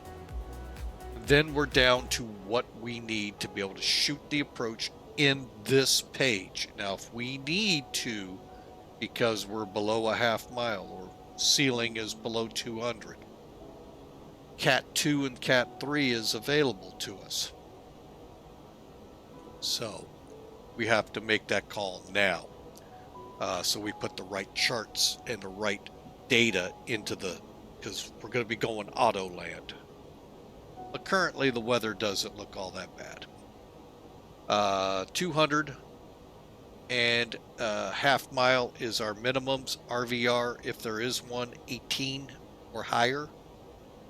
If the touchdown zone lights and the center line lights are out, then everything bumps up. Well, we still get the half mile, but it bumps to 24 unless this number 1 applies. Flight director, autopilot, or HUD in use. Then you're back to this one. So pretty simple, straightforward charting, folks.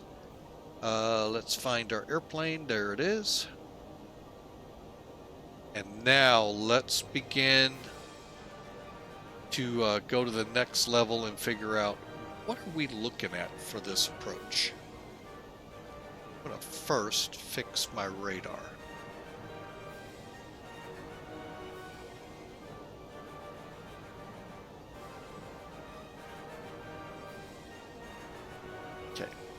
All right, so let's go over here.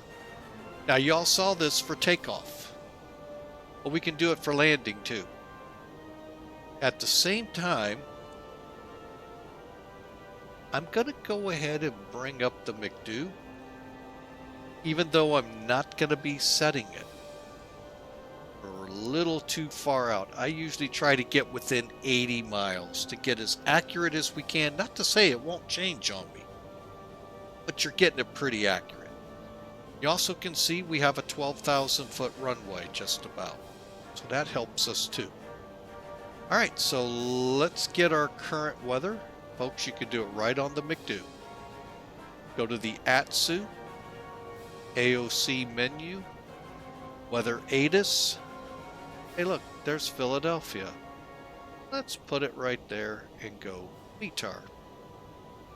I can even get the forecast, so if you need the TAF, boom, right there.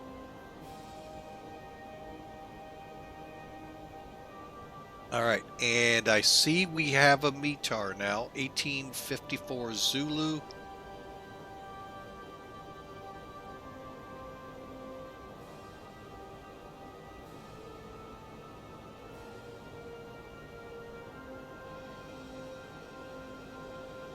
Of course, I clicked the wrong screen to look at, that's fine. 19, it's about to update. Let's see if we have updated. No, we have not. Okay, we're about to update, folks. So what we put in now will change. Okay, so 020 at 13. Oh yeah, let me finish this up here. I'm sorry. Let me go back. Return. Received. And let's put it up on the screen. Same data as you see here. And we're not going to print it. All right. So, looking at the data we have, 27-29895. Currently a dry runway. We'll keep the anti-ice off. Let me just verify our numbers.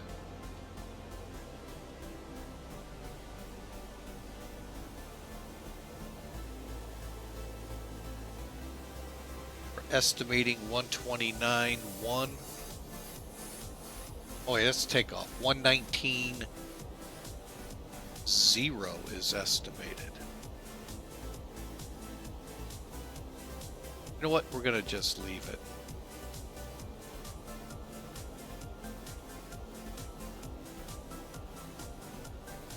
And we'll go medium. Yeah. Reversers on, and let's kick compute. Alright, so what that's showing you, with medium brakes, landing weight as entered, conditions showing 127 for our approach speed, we're going to land in about 4,000 feet with still 8,000 to go roughly. So technically, let's go ahead and pull it back to low.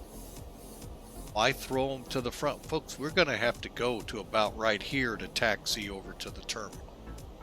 Okay, and look at that, low. We really didn't improve much better.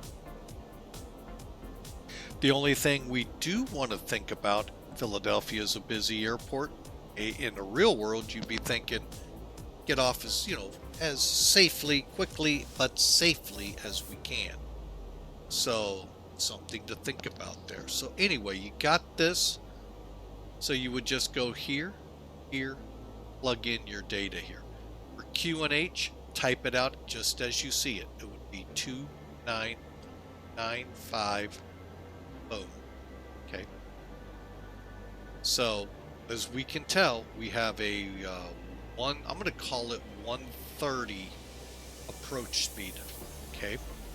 Even though it's saying 125, I haven't changed this, which very well could indeed change it. So, but let's get back on the perf page. 278 to go to top of descent. And when we do start down, we'll go down to 4,000. So, and unless ATC stair steps us down differently. All right, so there you have it, folks, the approach brief. I do want to bring up charts one last time, and that is to show off that one little part of the page I kind of said we'd come back to, and that's right down here. This is actually a pretty good thing to have, folks. Now, the bad thing is we're normally around 1:30 for the approach. You have to kind of guesstimate your time between 2:42 and 2:19. Let's go with, on the stopwatch, 2 minutes 30 seconds. Pretty easy, pretty simple to read. Okay, and you can do that by clicking your chrono button right in front of the pilot next to your where you set the altimeter.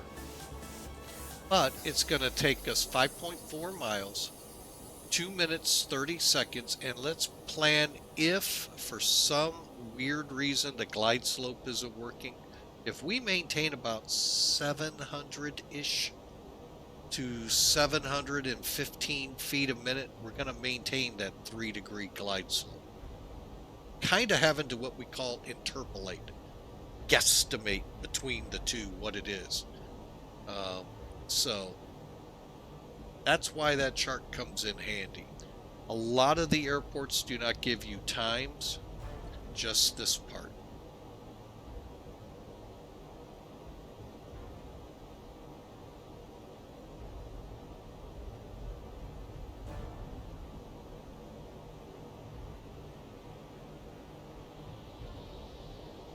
All right, we are cruising along. We got 40 minutes roughly to go. So now is a good time. Philly cheesesteaks, exactly. So that's what awaits us in Philly.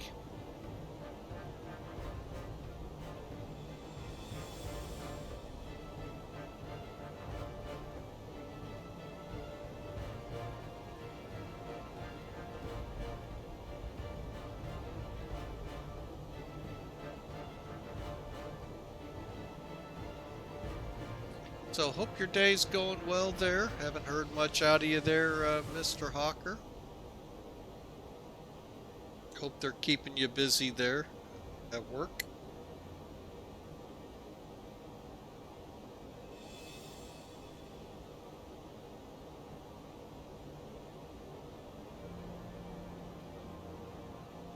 And Philadelphia is in the house and made a prediction.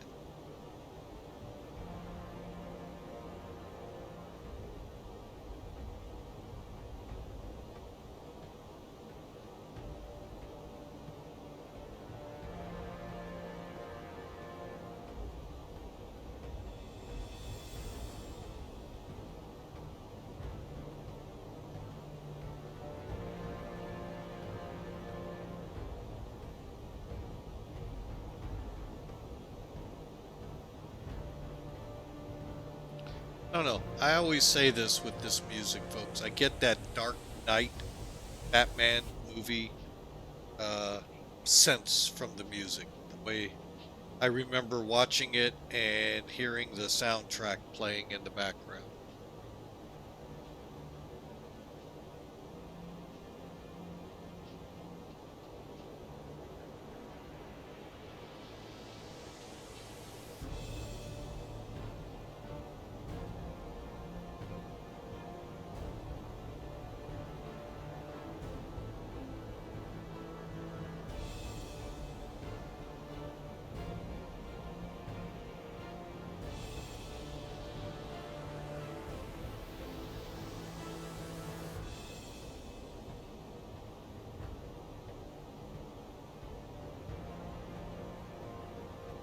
All right, folks, we're going to take a quick break here, and then we'll begin setting up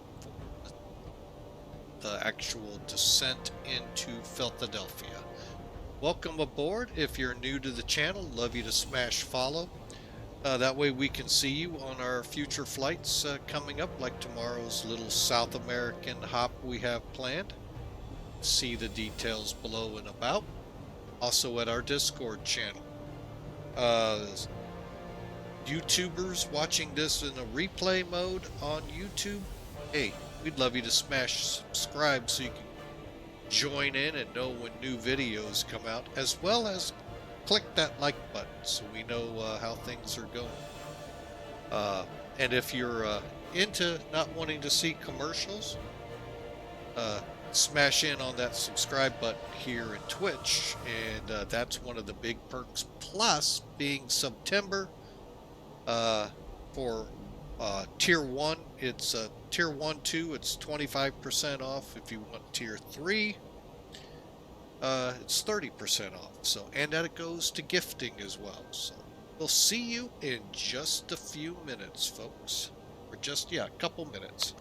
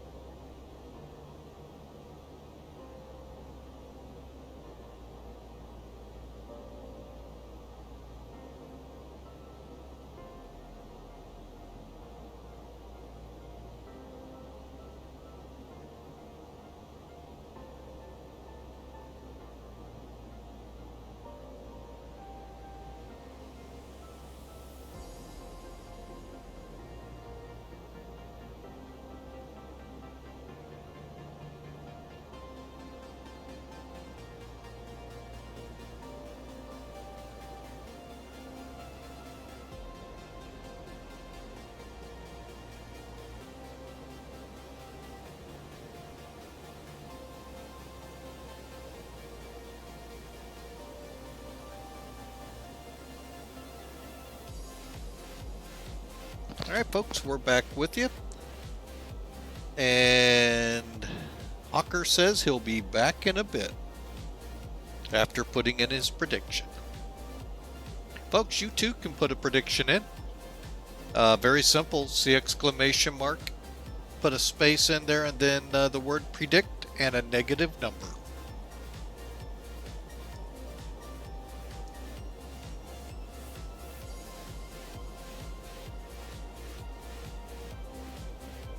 Hey, we got about 190 miles. Is that what I'm reading? About 198, just under 200.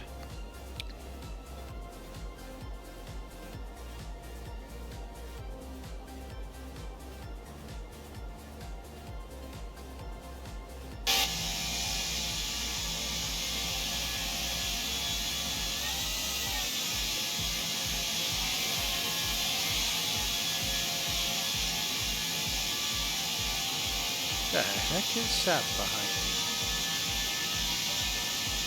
UFO. Ooh,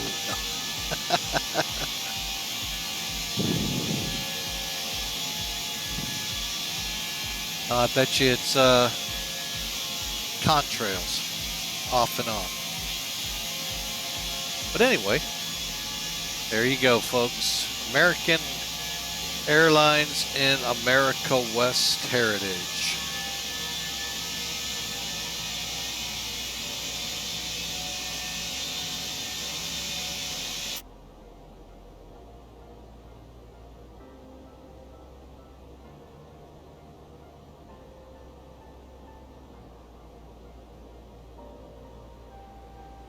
And if you're curious, the cloudiness we're flying over, this is Tropical Storm Idalia. The northern part of it will be, let me put that out there, clearing it here shortly. Let's get a feel for where that'll be. LINND. Let's see where we are. So in about 80 miles or so, we should see it starting to lessen up, at least rain-wise, which we're not picking up on our radar. So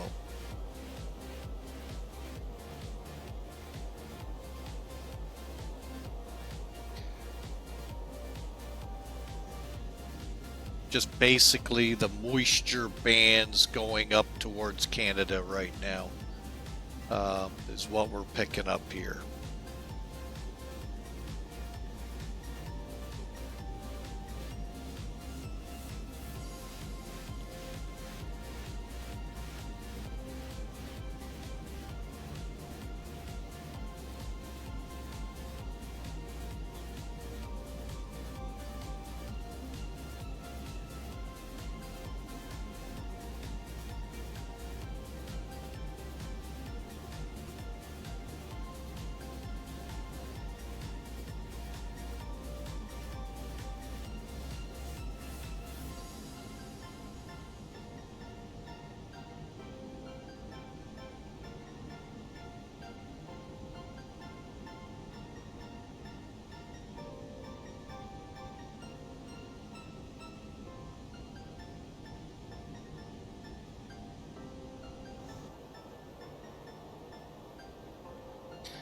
The only thing I'm not a fan of is this, how to get rid of all of this reflection. That's one thing I don't like. That's kind of scary. But there you have it, folks, looking out over the nose.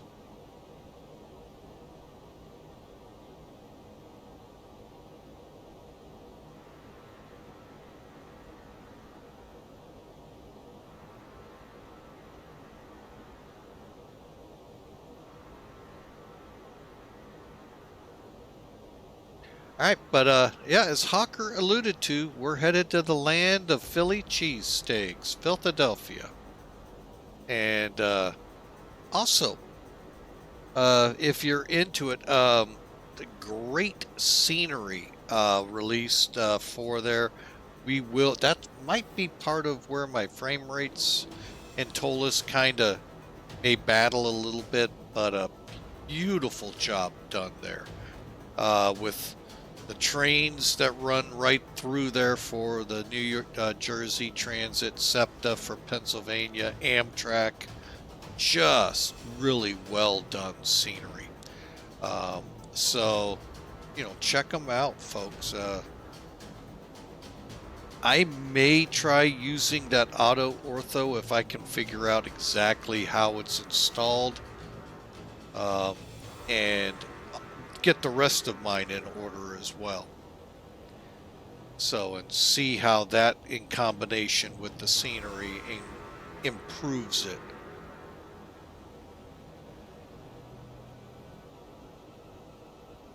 But as you can see, we broke free of much of the storm already, and just residual moisture cloud feeders heading up towards Canada. So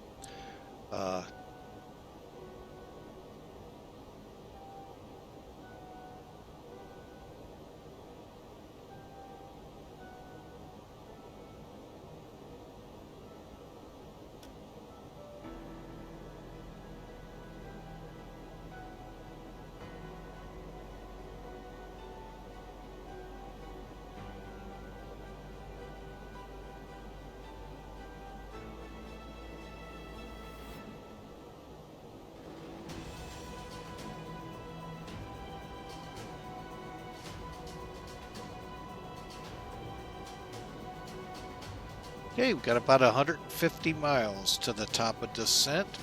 Like I said, once we cross over 100, pushing down towards 80, then I start looking to get the MCDU plugged in with whatever the current readout is, and get things pretty much set in stone as to how we're going to land. All right, looking here over at VATSIM. Looks like Boston Center's up, Allentown, and LaGuardia and Boston Tower. All of which we're not flying to. So, I may put that into the stream, I may not. Speaking of that, let's head back over here. Doing pretty good on frame rates. We'll see how that holds.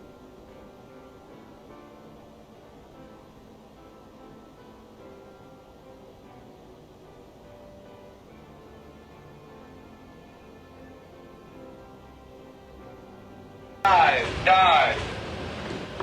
Philadelphia, welcome aboard. Dive. I saw you put your request in there for the landing request, so we'll see how that works out. Got aircraft headed out to sea here. All right, back to aft tab, back to landing. Let's see, have we changed?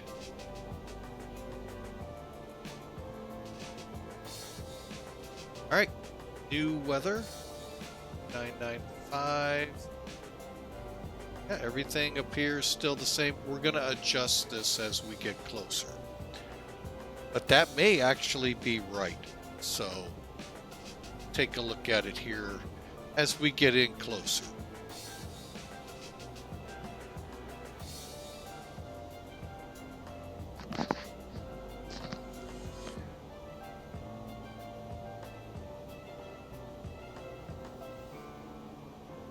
All right, there's Limo, which is where we should be getting out of most of the storm here, Adelia. Actually, it looks like it's more broken apart than what was forecast.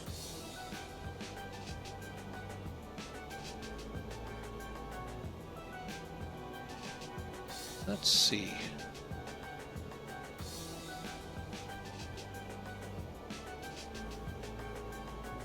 Yeah, it kind of does.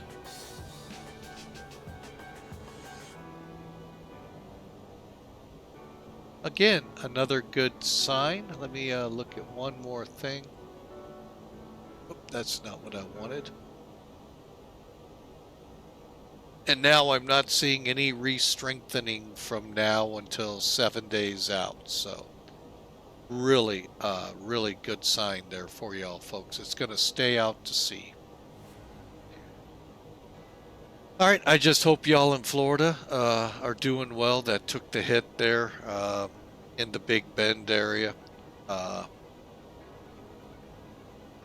Hope y'all are recovering and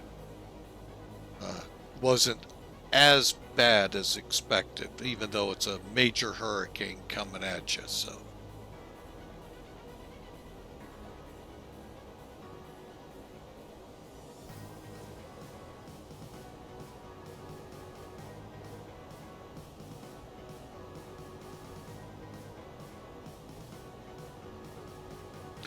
Wow. The sigmets for the actual hurricane are way south of us. I'd say better part of 500, pushing 1,000 miles south. Wow, what a big storm.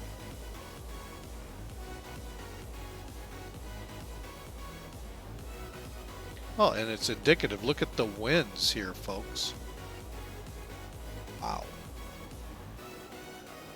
262 at a 74, keeping us down to 421. Wow. Slow right in. How we doing on fuel? Now is the time to go, hey, how are we doing on fuel?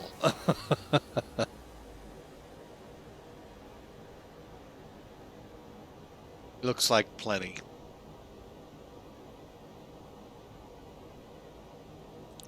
All right, folks, what a great day. Great day to fly. We'll be on our descent here in about 15 or so minutes.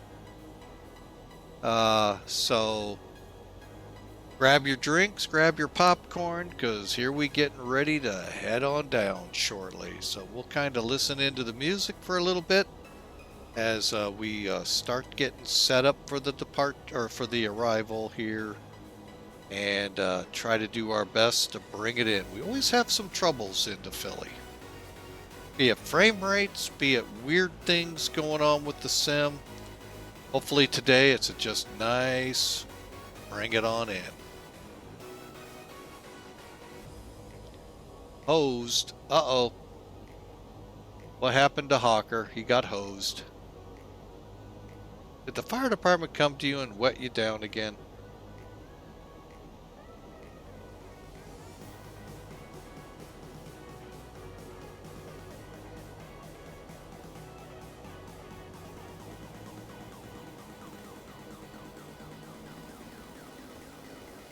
Don't crash.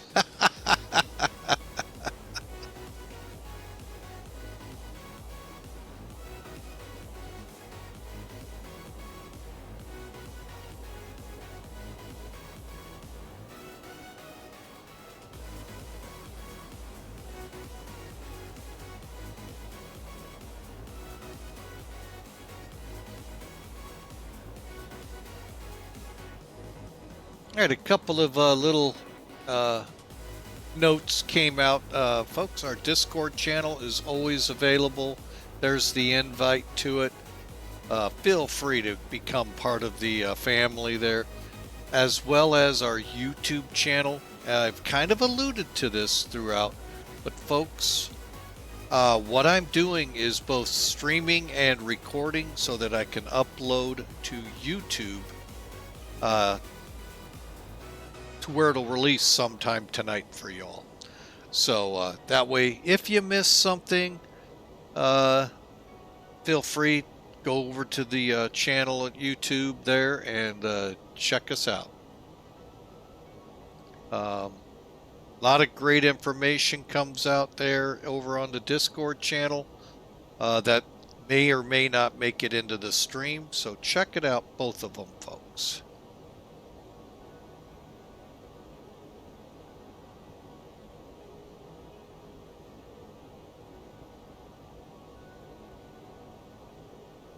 You can definitely see things are beginning to look up and up on our arrival to Philly up here. How the skies are coming together.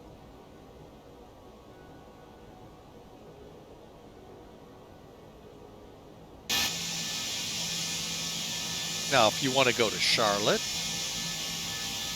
or Norfolk, you may encounter some of the remnant portions of the storm, Adelia. Still a tropical storm, so I don't like using that word remnant when it's still an active tropical storm, because I don't want people to lower their guard. East Coast still needs to really watch it. Who knows? It could still hook back, but odds are it's going to hook a little bit towards you and then out to sea. So good news there for y'all, especially being Labor Day weekend.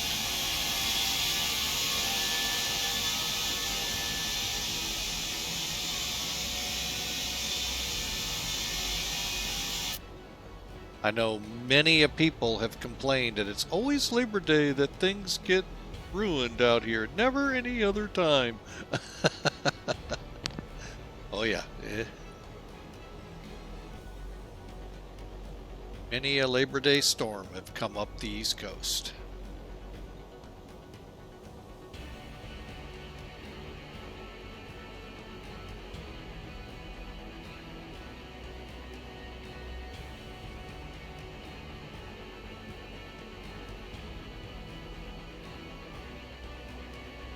It looks like we found us a cloud.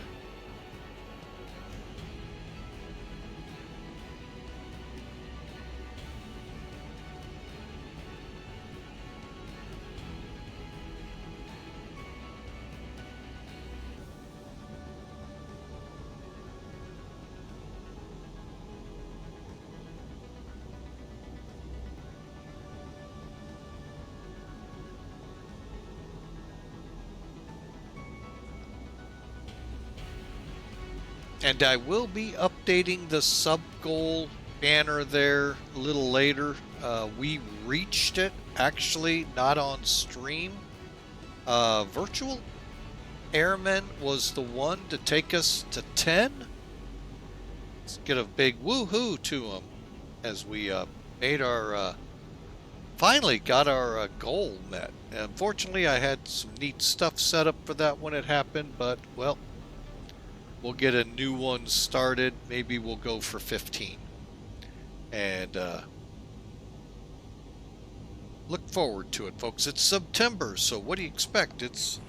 I might even try something called a subathon. I'm not 100% sure how that works, but that's the fun thing about sometimes streaming is learning. So... But with Twitch's subathon or September in place, folks, anytime you subscribe to a channel, 25% off for both Tier 1, Tier 2. Tier 3, you get 30% off and 25% off for any gifting of subs that you might do. Also, there's some merc out there. What was it called? Hang on a second. It had a name to it.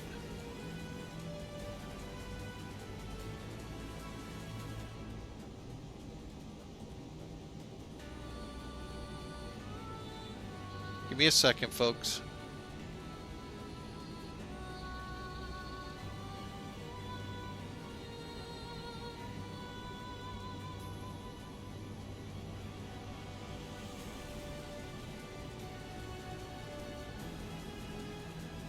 Oh, I can't remember, but there was a way in some of the merch. Now, we don't have any merchandise yet at the Flying with Mike yet. I'm still working that out. But, yeah, you would get a discount on, I'm trying to see. I know I've seen it. Is it?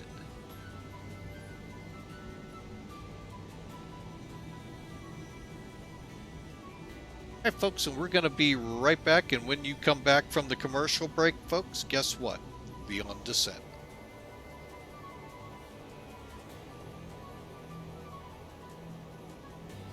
All right, to those of you that subscribe, we're going to continue on. That's what you paid for.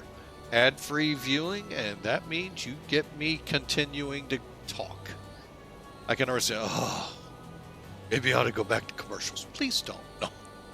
Folks, I appreciate you more than you can imagine. You really help me in being able to get aircraft like ToLiss here, like Fearless's 747 and so forth. Thank you so much. And we're going to begin, I think we can start programming the MCDU. Yeah, so let's do that. All right. And let me, as it says, we're going to put in the data. 1954. Welcome back, Twitchers. One and all should all be back online with us. As of 1954, half hour old, so 020 at 12, got it. 27 degrees, got it. 2995, entered. Dry. We're not going to run with the anti-ice, but let's do a quick check here over on the weight and balance. 120.2, wait, that's takeoff. 118.9.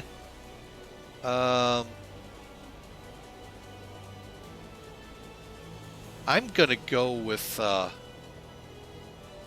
what we've predicted here at SemBrief of 119, okay.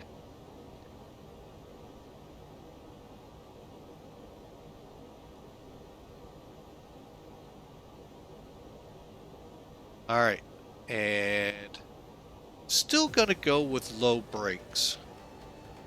All right, and that changed slightly. As you can see here, we're going to need at least 4,000-ish feet of runway, and we should still have well over 6,000 feet. Okay, so let's plug it in. Again, 29.95, so it's 29.95. See how it looks? Gotta look the same way, folks. Let's clear that again. 27. There we go. Now for the winds, just put it like you see it here, 020/12. So 020 diagonal 12.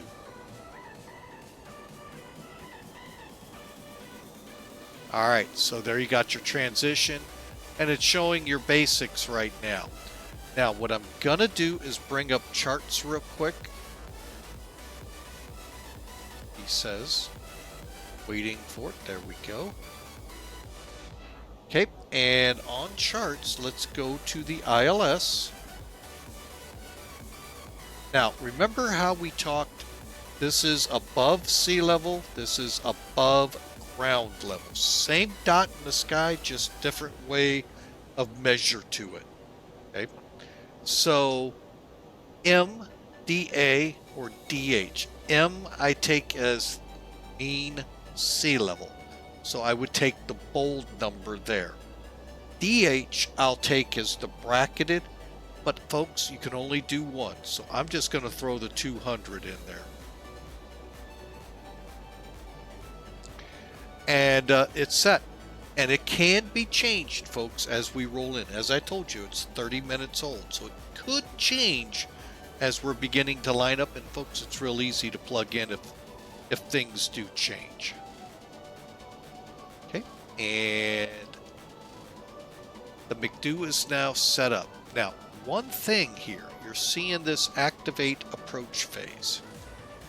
I recommend don't do it now. Why? You're going to slow to that speed.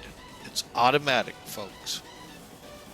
Once you get into your descent and you finally take over speed, then you could start thinking of, I will probably do it around gems or, what is it? Gems or somewhere, gems, water, or weave. In these areas, I'll do it before I start putting flaps in. Okay?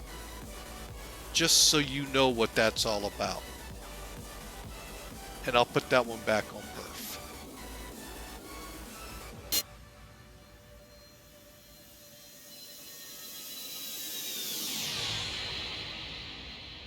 I've been told that's something other sims can't do, especially this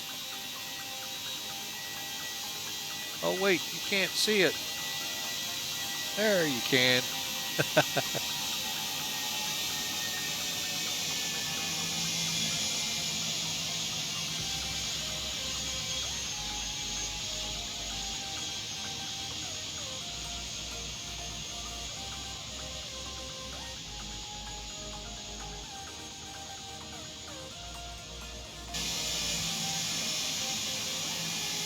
All right, for all of you out there that like the old America West, you're not getting the full flair of it, but you get a lot of it as they've kept the engine style, the tail, and the belly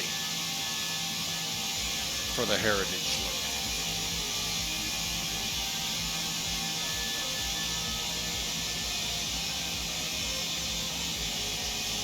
For another VA, I could fly under America West.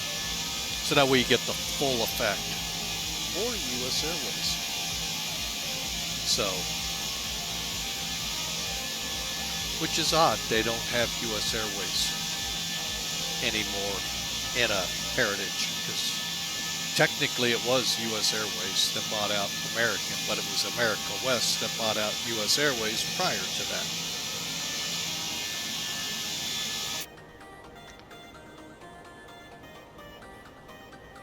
And if you're into union politics, look at how the American buyout of TWA that occurred roughly a decade or so earlier, what it did versus what they had to contend with the buyout of first America West and US Airways, and then US Airways and American. Talk about some serious looking at politics, and that with the unions. Holy mackerel.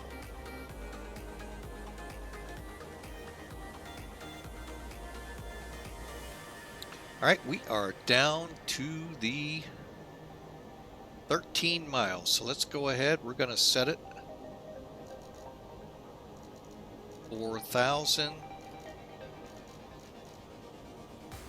And let's go ahead and start a managed descent.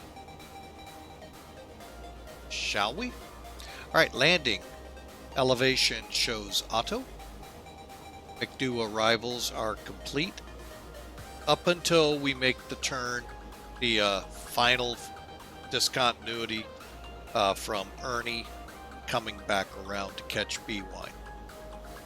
Perf setup.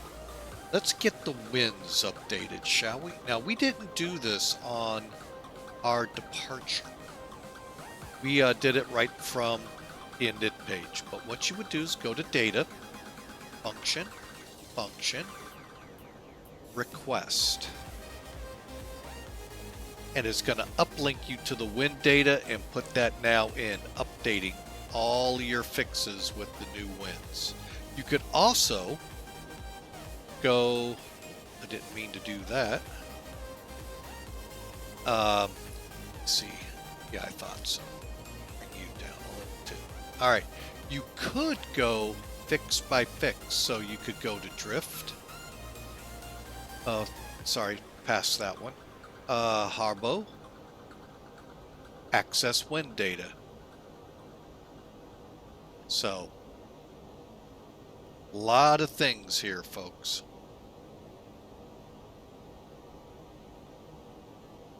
All right, the outer fuel tanks are now moving. The fuel in those are moving inbound to the center. Or to the tanks closest to the center of the fuselage. So into the main fuel tanks in the wing. And how are we looking?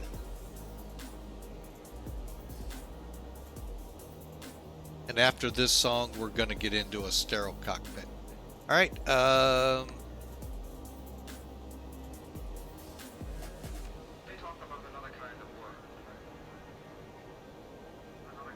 Another little quick tip here, this squiggly line, this blue one, that's the point when the airplane meets it, that it meets the top of descent planned angle to achieve the information along the way.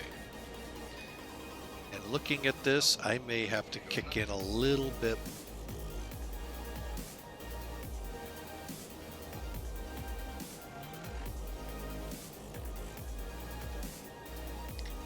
We're going to go into a we're going to take care of the descent, what's called open. And let's steepen it up.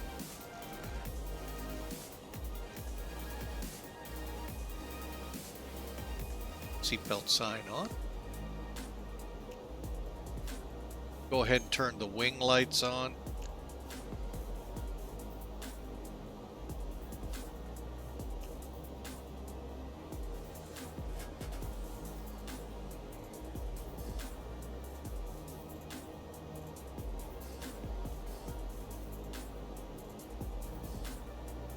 We'll just kind of watch our speeds here, folks. They talk about another kind of Toga. Like toga power is required. Why? I'm descending. lost in old ways. I'm not afraid.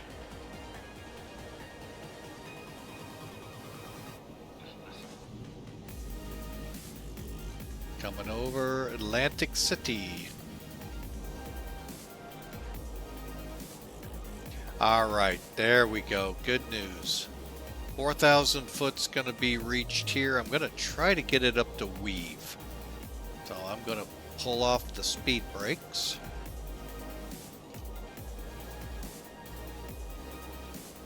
Lessen our descent a little.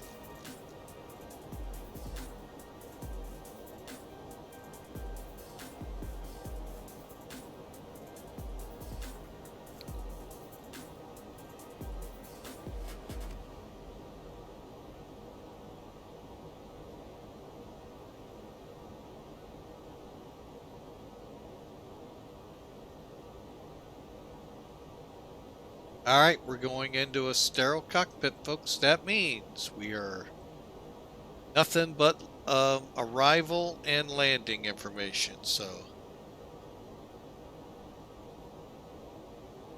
get there, Idas. Oh, Hawker. All right, so we've got everything set. All right, let me finish this up. Altimeter at 18,000, landing lights at 10. And let's go ahead and turn this off for now.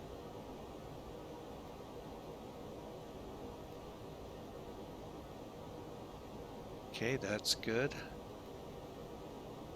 And that's good.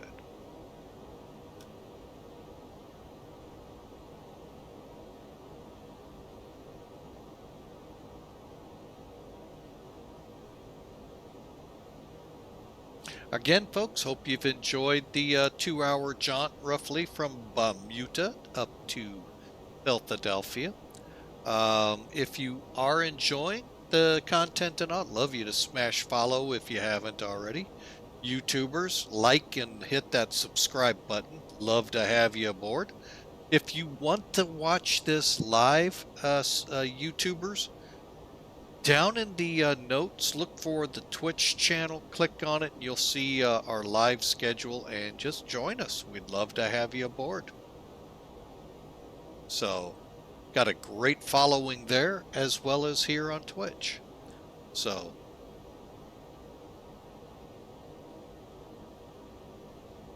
all right, so we can see all the cloudiness that was reported to us. Let me get a relook here. All right, so we're looking at a few clouds at 2,500 or 25,000, correction, coming in. So should be getting under that, or should be under that deck here shortly.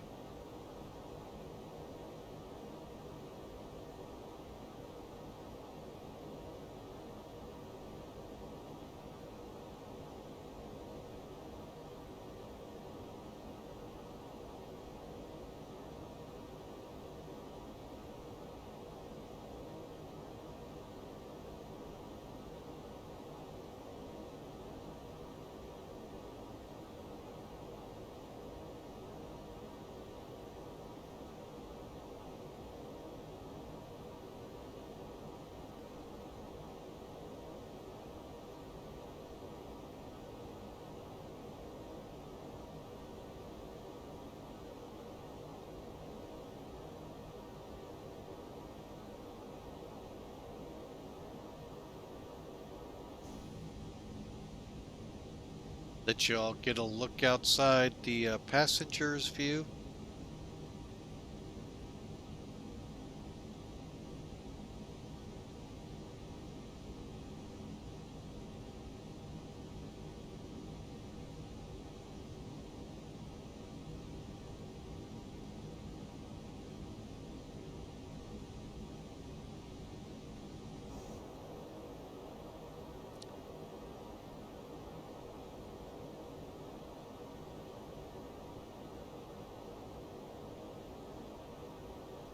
Gotta look for something real quick here, folks.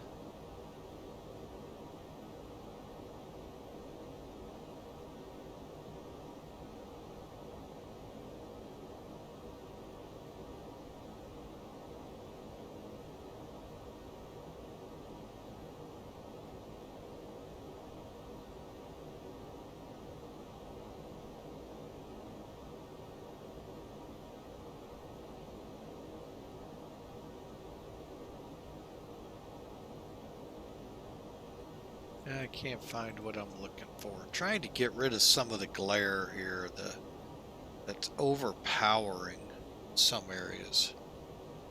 Because like when I go to this view,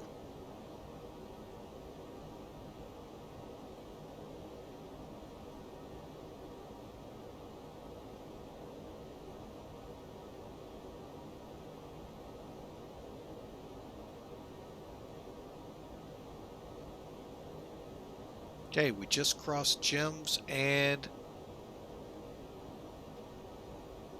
is it 2981, 298, 2995.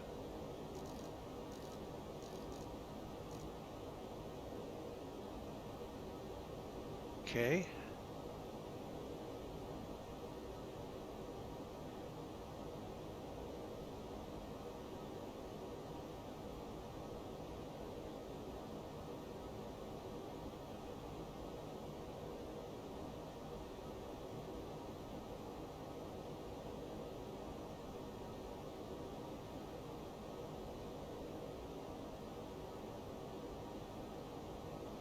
All right, looking at SimAware, we're appearing to be the only aircraft heading into Philadelphia. I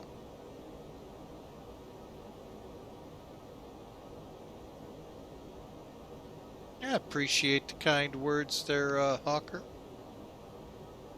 Here's a fun fact about him. Check it out.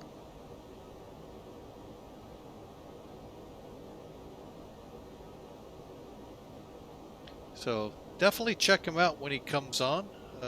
I still think he ought to turn that fuselage into a car, so that way he can play the flight sim while he's riding down the road. I mean, heck, most people drive watching their cell phones and tablets instead of the road. What's the difference?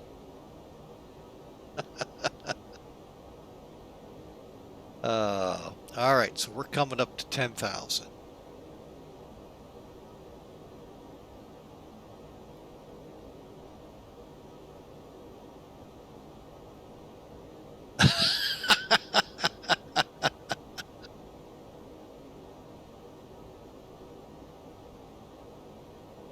And soon, you know, with auto drive and all coming online, folks, hey, what's, you know, why not?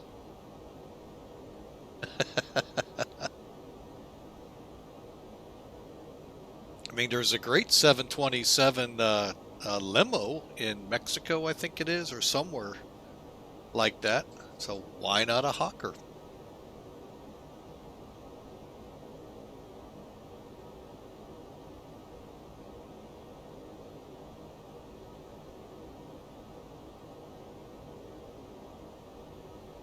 All right, so all kidding aside, folks, we are now in the real world. We probably could see the airport right out. Oh, actually, I think we do. It's right there, I think.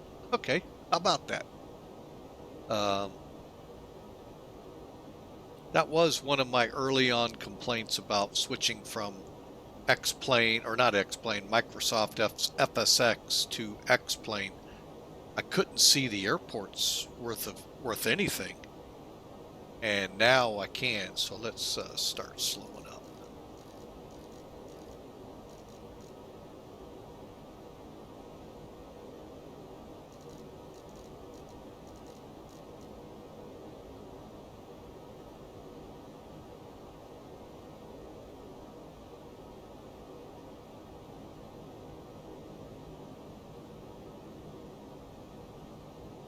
And while we're at it, let's put some lights on.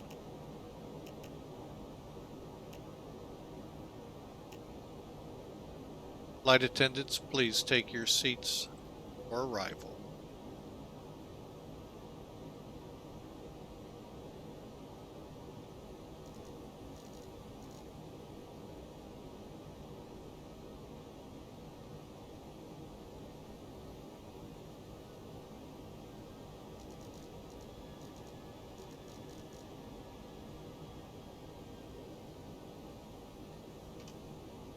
All right, time for approach. Okay, let's go low on the brakes, brake fans on. And since I'm controlling the speed now, I'm going to watch. Yeah, we're controlling. I'm going to go ahead and execute the approach phase.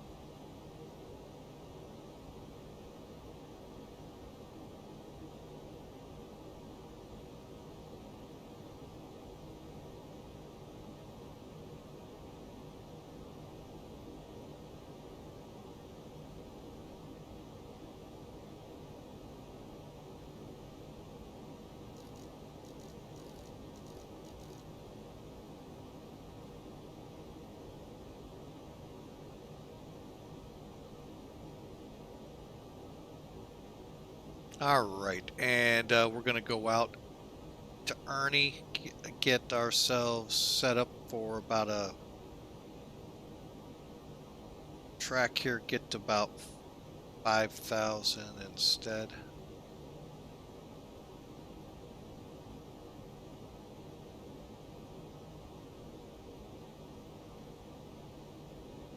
And begin setting up for the approach, folks. All right, lights are on. Seatbelt signs on. Need for anti-ice. Auto brakes are on. Using the speed brakes to help us slow down.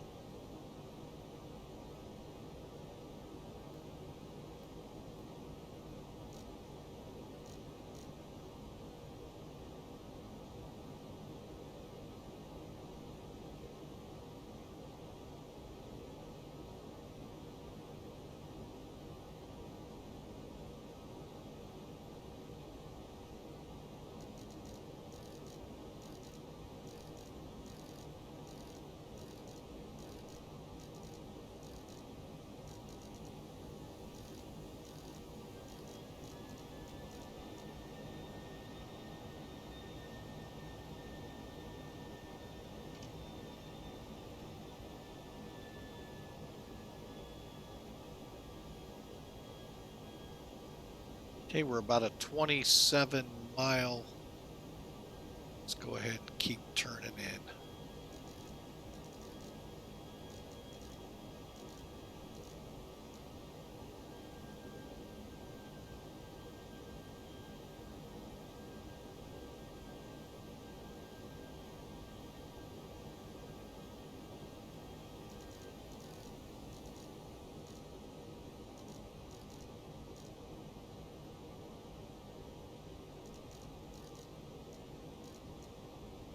I know y'all are going 190 this far. Believe it or not, folks, as heavy as the traffic is here, yeah, it's a little tighter. Let's go 050.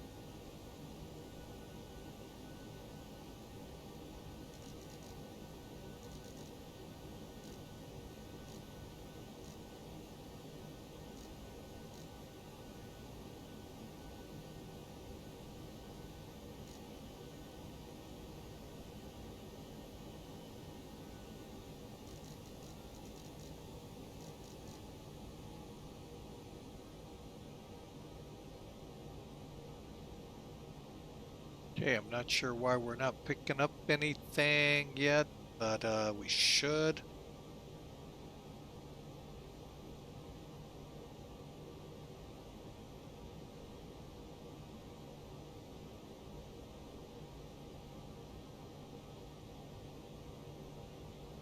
Flaps 1.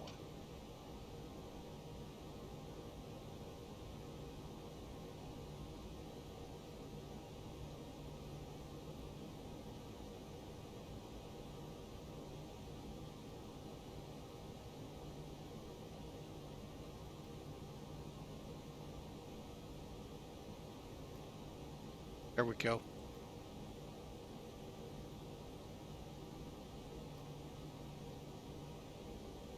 All right, we are now picking everything up, lining up on the approach, and we'll proceed in.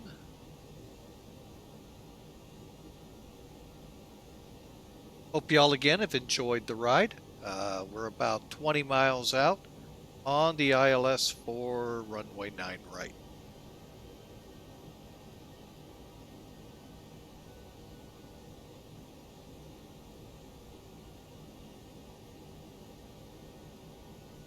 And let me first say it now, if I get quiet, just mine's wrapped up on the approach, so bear with me, we'll talk it through if I get quiet on the ground. Again, this is the new Philadelphia scenery, so we'll see how, let's do that real quick, how frame rates are looking. Not bad right now.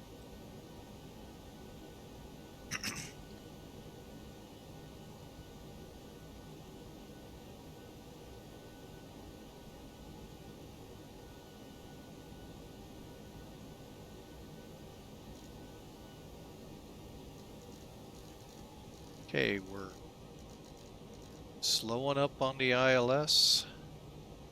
Still a good 16 miles out. I believe I have the airfield in sight. I just don't see the runway.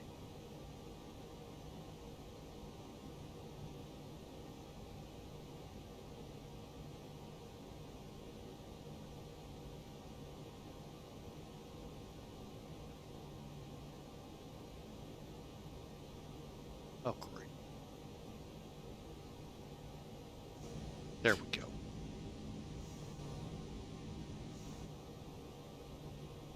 And we're on glide path. Got the runway in sight. Let's go flaps 2.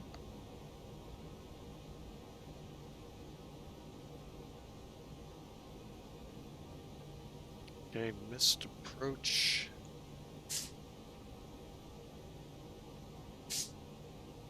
$3,000, so.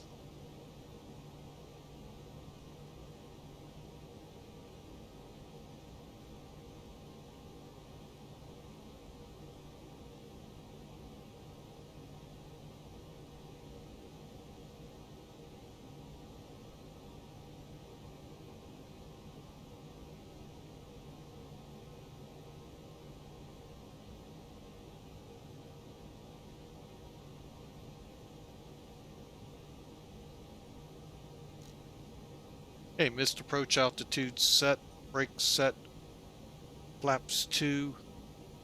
Be bringing the gear down in a couple of miles.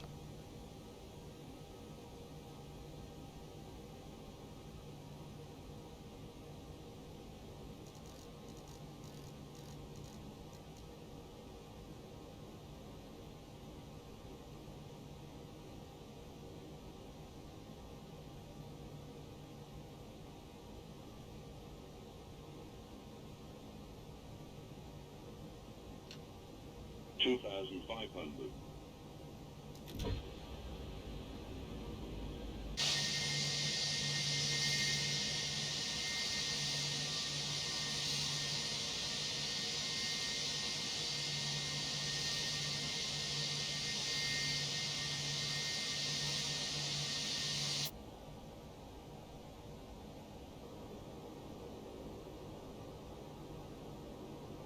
Flaps full. Speed brakes armed. All you got to do is pull them up, folks. See the white bottom. And 2000.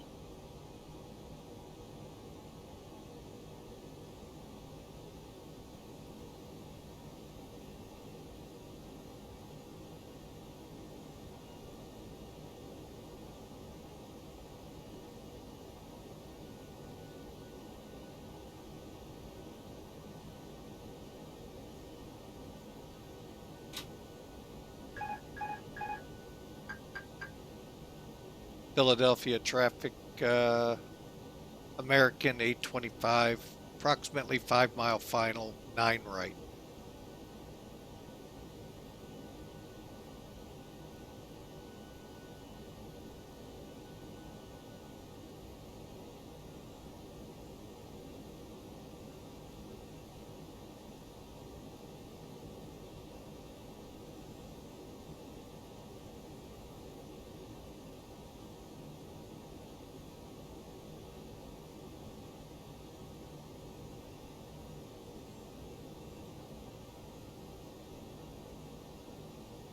Flaps full, cabin.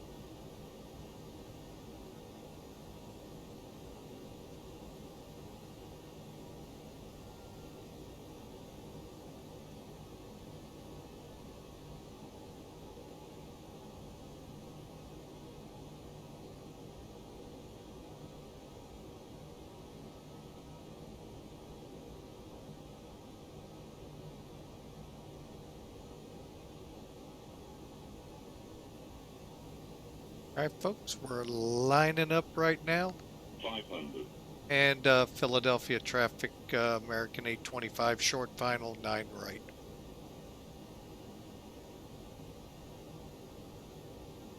400.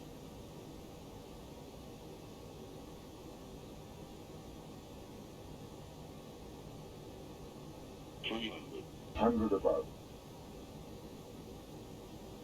Stable landing.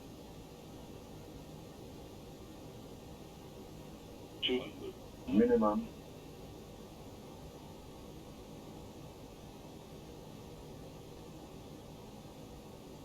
100. 50. 40. 30. 20. Retard. 10. 5.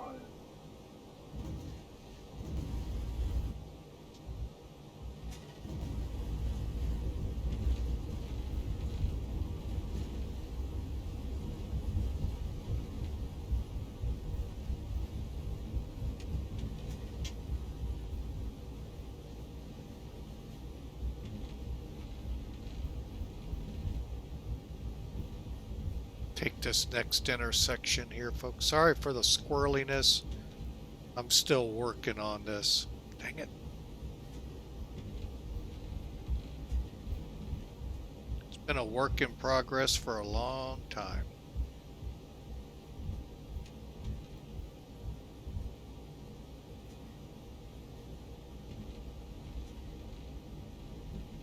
American 825 is clear of 9 right.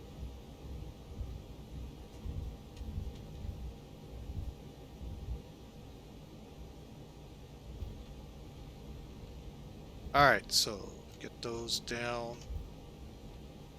up,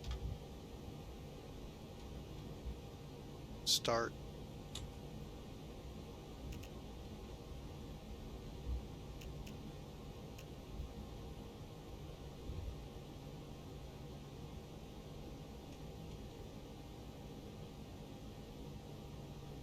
All right, welcome to Philadelphia. Yeah, the squirreliness, I still got to work on it.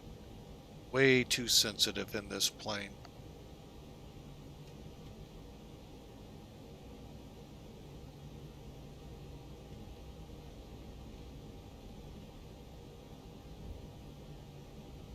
Oh, I could have taken that. Oh well, we'll go on up here to November crossover.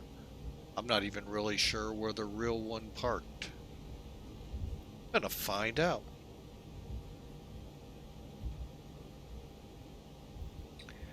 Ah, Charlie 20. Okay.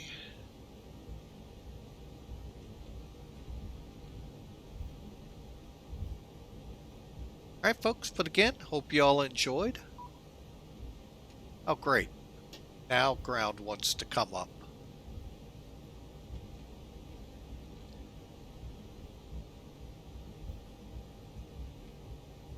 And we're not even going to give our frequency. Oh, boy.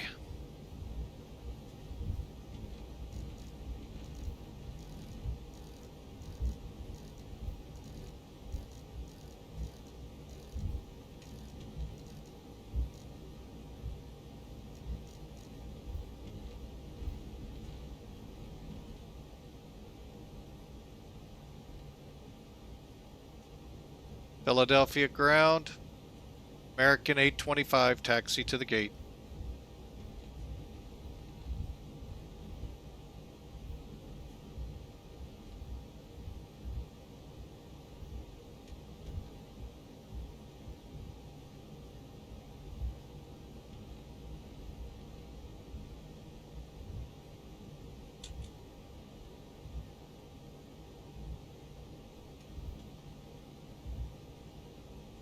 Alright, we'll do it one more time, and then I'm going to disconnect.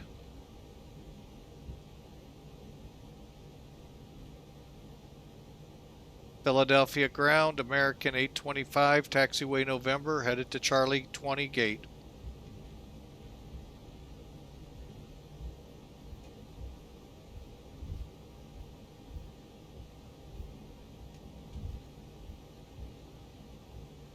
Alright, this kind of irritates me when they do this.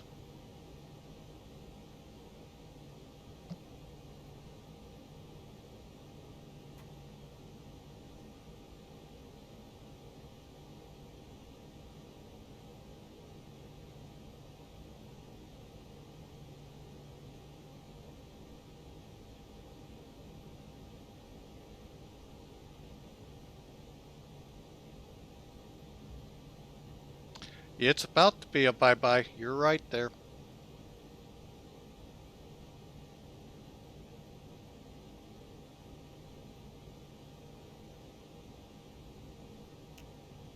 Get the rest of my after landing checks done, but if he doesn't reply, I'm going to be offline here in a second.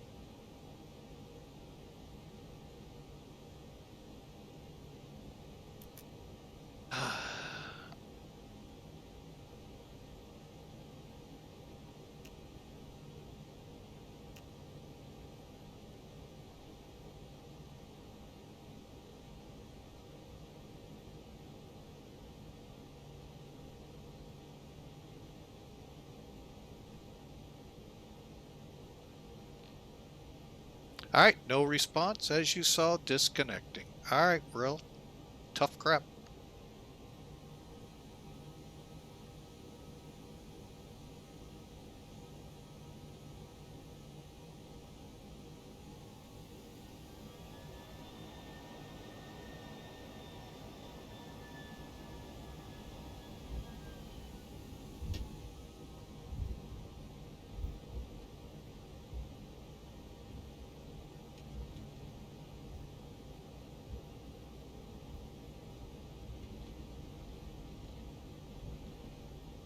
I'm not a huge fan of New York Center and many of the airports here.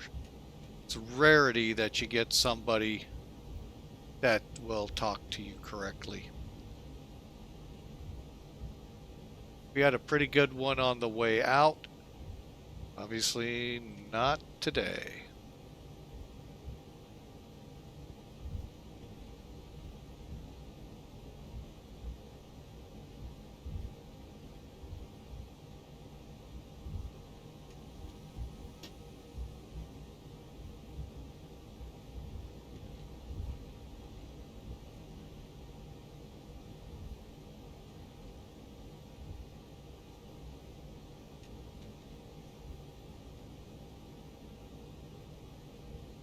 Alright, well. Let's see here. Juliet. To go down one.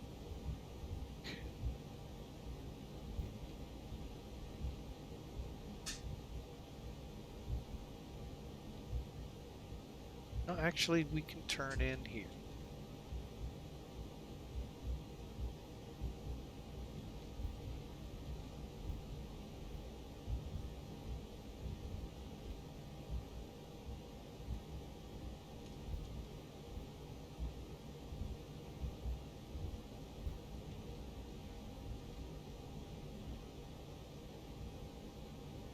Alright, well, I screwed up because we're on the wrong side of the Charlie gates. That's okay.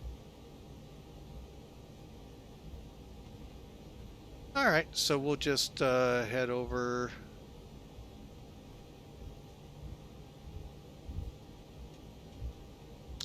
Looks like my jetways aren't working today. Huh.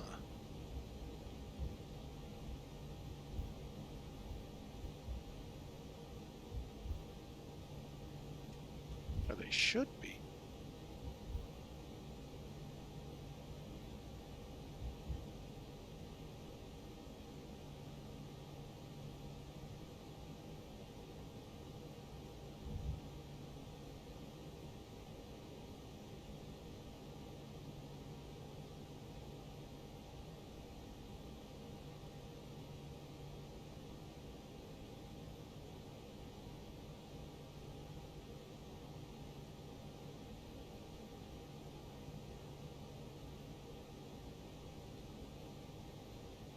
There we go. Finally got that parking brake to set. Alright folks, welcome in. Hopefully this will work here in a second. Now I'm going to go ahead and just close it out. Alright, finishing this up, parking brake, anti-ice. Let's make sure. Turn off all the rest of our lights.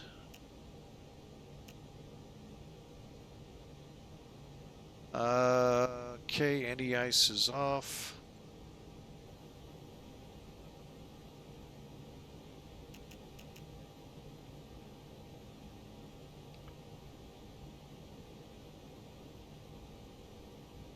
Hang on, I'm going to clear this out real quick. Okay, and anything else? All right, engine 1 off.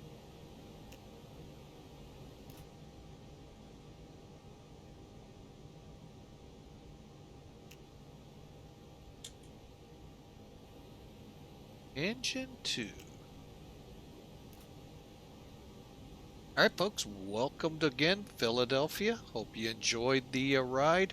We'll give you an idea how long it was here in a moment. Let's get that jetway up against the plane now. Gosh dang it, hit the wrong button. There we go. If it'll move.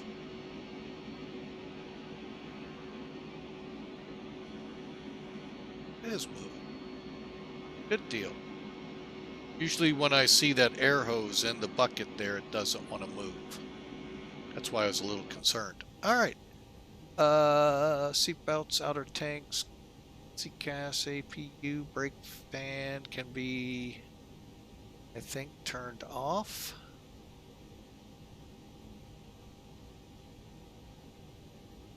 Then's appearing red. Alright folks, welcome in.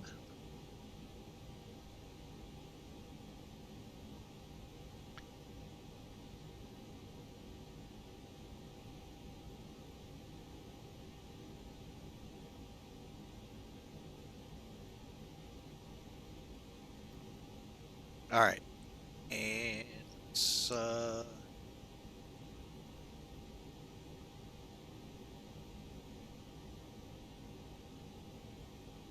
according to American, we landed at 258 feet per minute at 126 knots, folks.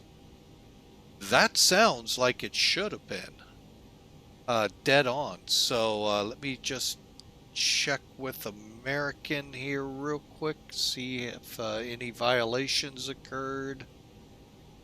They are a very strict bunch, folks. So if you're into flying as real as it can, like many of you say you are, give them a try.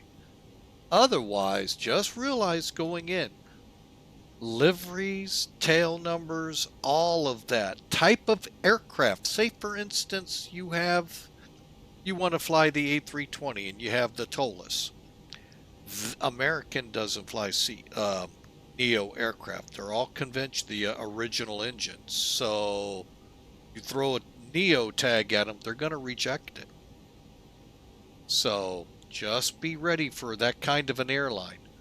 So, but if that's your speed, folks, come on over. Here's a good link to them. Bear with me a second.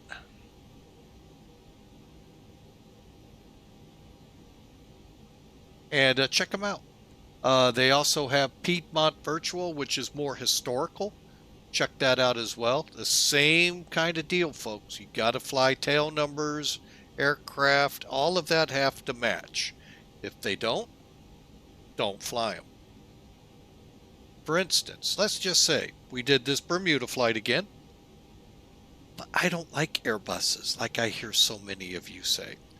I want to fly the 737. Well, go fly it. They will reject you because it's not scheduled for the route. Again, not for everybody. So if that's the kind of flavor you like in airlines, try them out. All right, looking at my information here, no write-ups, 240 points, hallelujah. And looking over at 258 was the actual landing rate from them. And yeah, really a good flight. So no complaints on my part from them. Getting some of these windows closed up. Oh, that's that's never punks. Well, ground, you better work on things there, Mr. Hyman, because I tried twice, and you failed on voice, you failed on text. Guess what? We disconnect. So, all right. So, let's take a look at this now. Let's go ahead and get rid of X-Pilot. Or disconnected. All right. Heading over to Sim Toolkit, folks.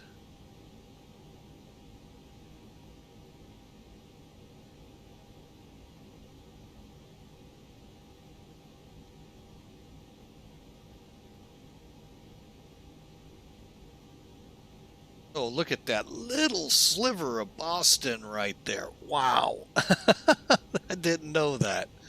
All right, but anyway, here's our route again, folks. You can kind of see how we arrived in here. What we want to look at, though, let's finish the flight. Click OK. We want our logbook to show up here. There it is. So TXKF to Philadelphia.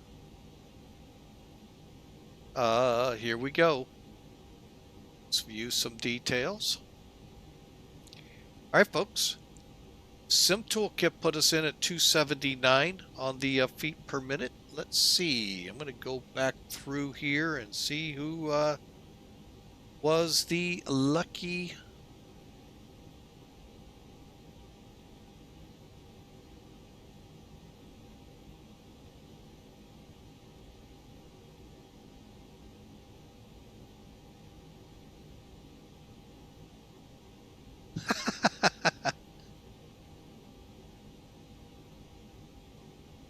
Oh, I know. Me too there, Philadelphia. I'm not a big fetter. I don't think rudder pedals, Hawker, would help on this one. It's all getting the sensitivity down, I think. Oh, look who won. Hawker 127, 279 was his prediction. And again, I think it was his prediction 308. We landed at 279. Good job there, Hawker. You were close, but you won. So awesome job. But yeah, I'm kind of like you too. I just hate when they do that. I don't get it why they rush, and they're not even ready half the time. That's the part that gets me. So me in New York,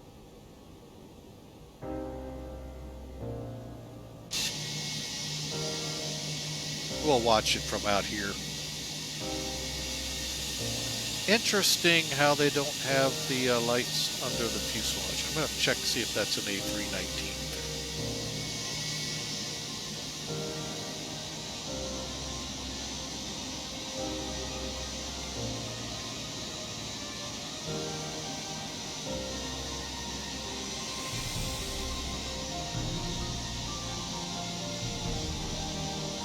Pretty stable approach so far, folks.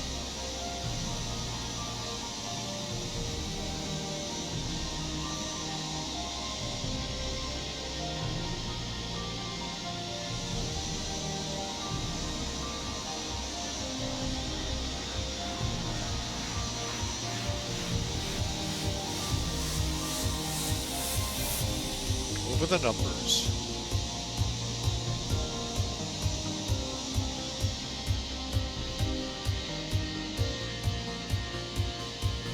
Okay, a little rough on the landing.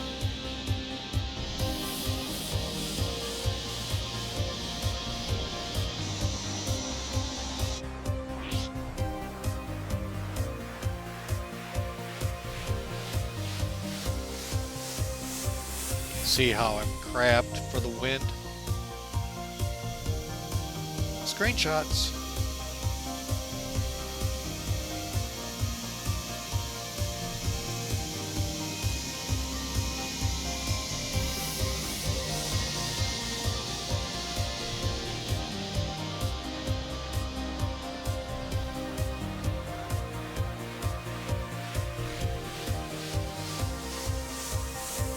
Not bad, folks. I mean, overall, not a bad landing.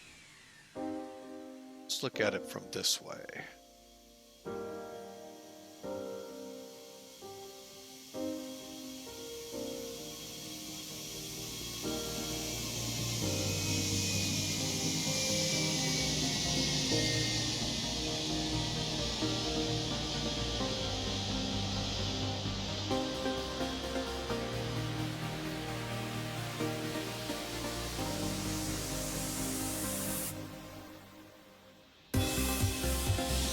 Take a look from the seats in the airplane. How did the passengers feel?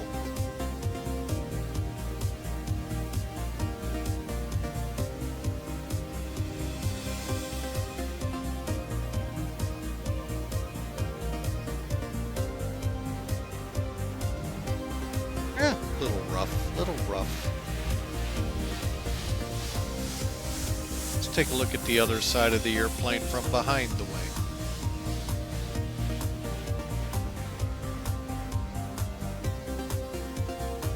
Well, we had to be a little rough there to wake up Hawker because he was sleeping so nicely on the flight.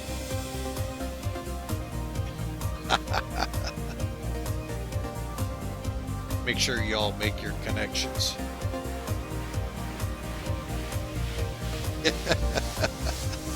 Alright, folks. One more look and it'll be from the tower, which always looks great. Alright, let's get that. Hopefully we'll be able to see.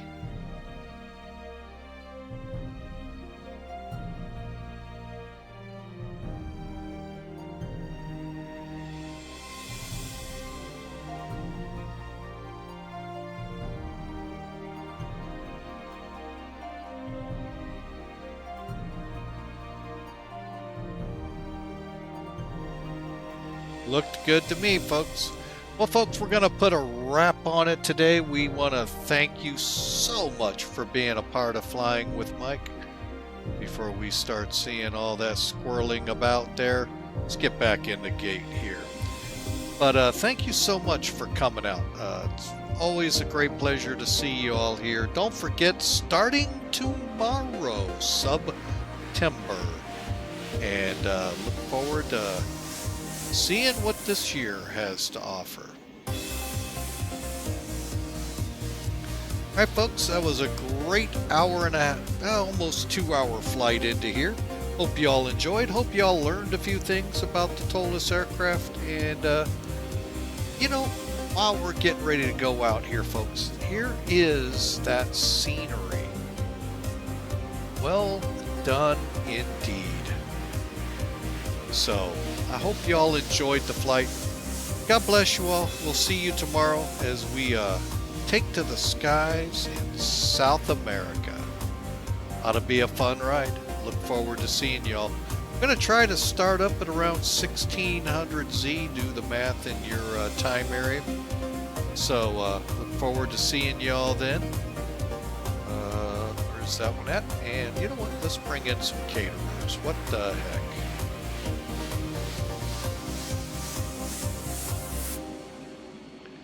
So again, hope you all enjoyed. That's kind of funny, coming through the jetway. But, you know, at our airport it's possible. So, but again, folks, God bless you all. We'll see you tomorrow. And again, thanks for flying with Mike.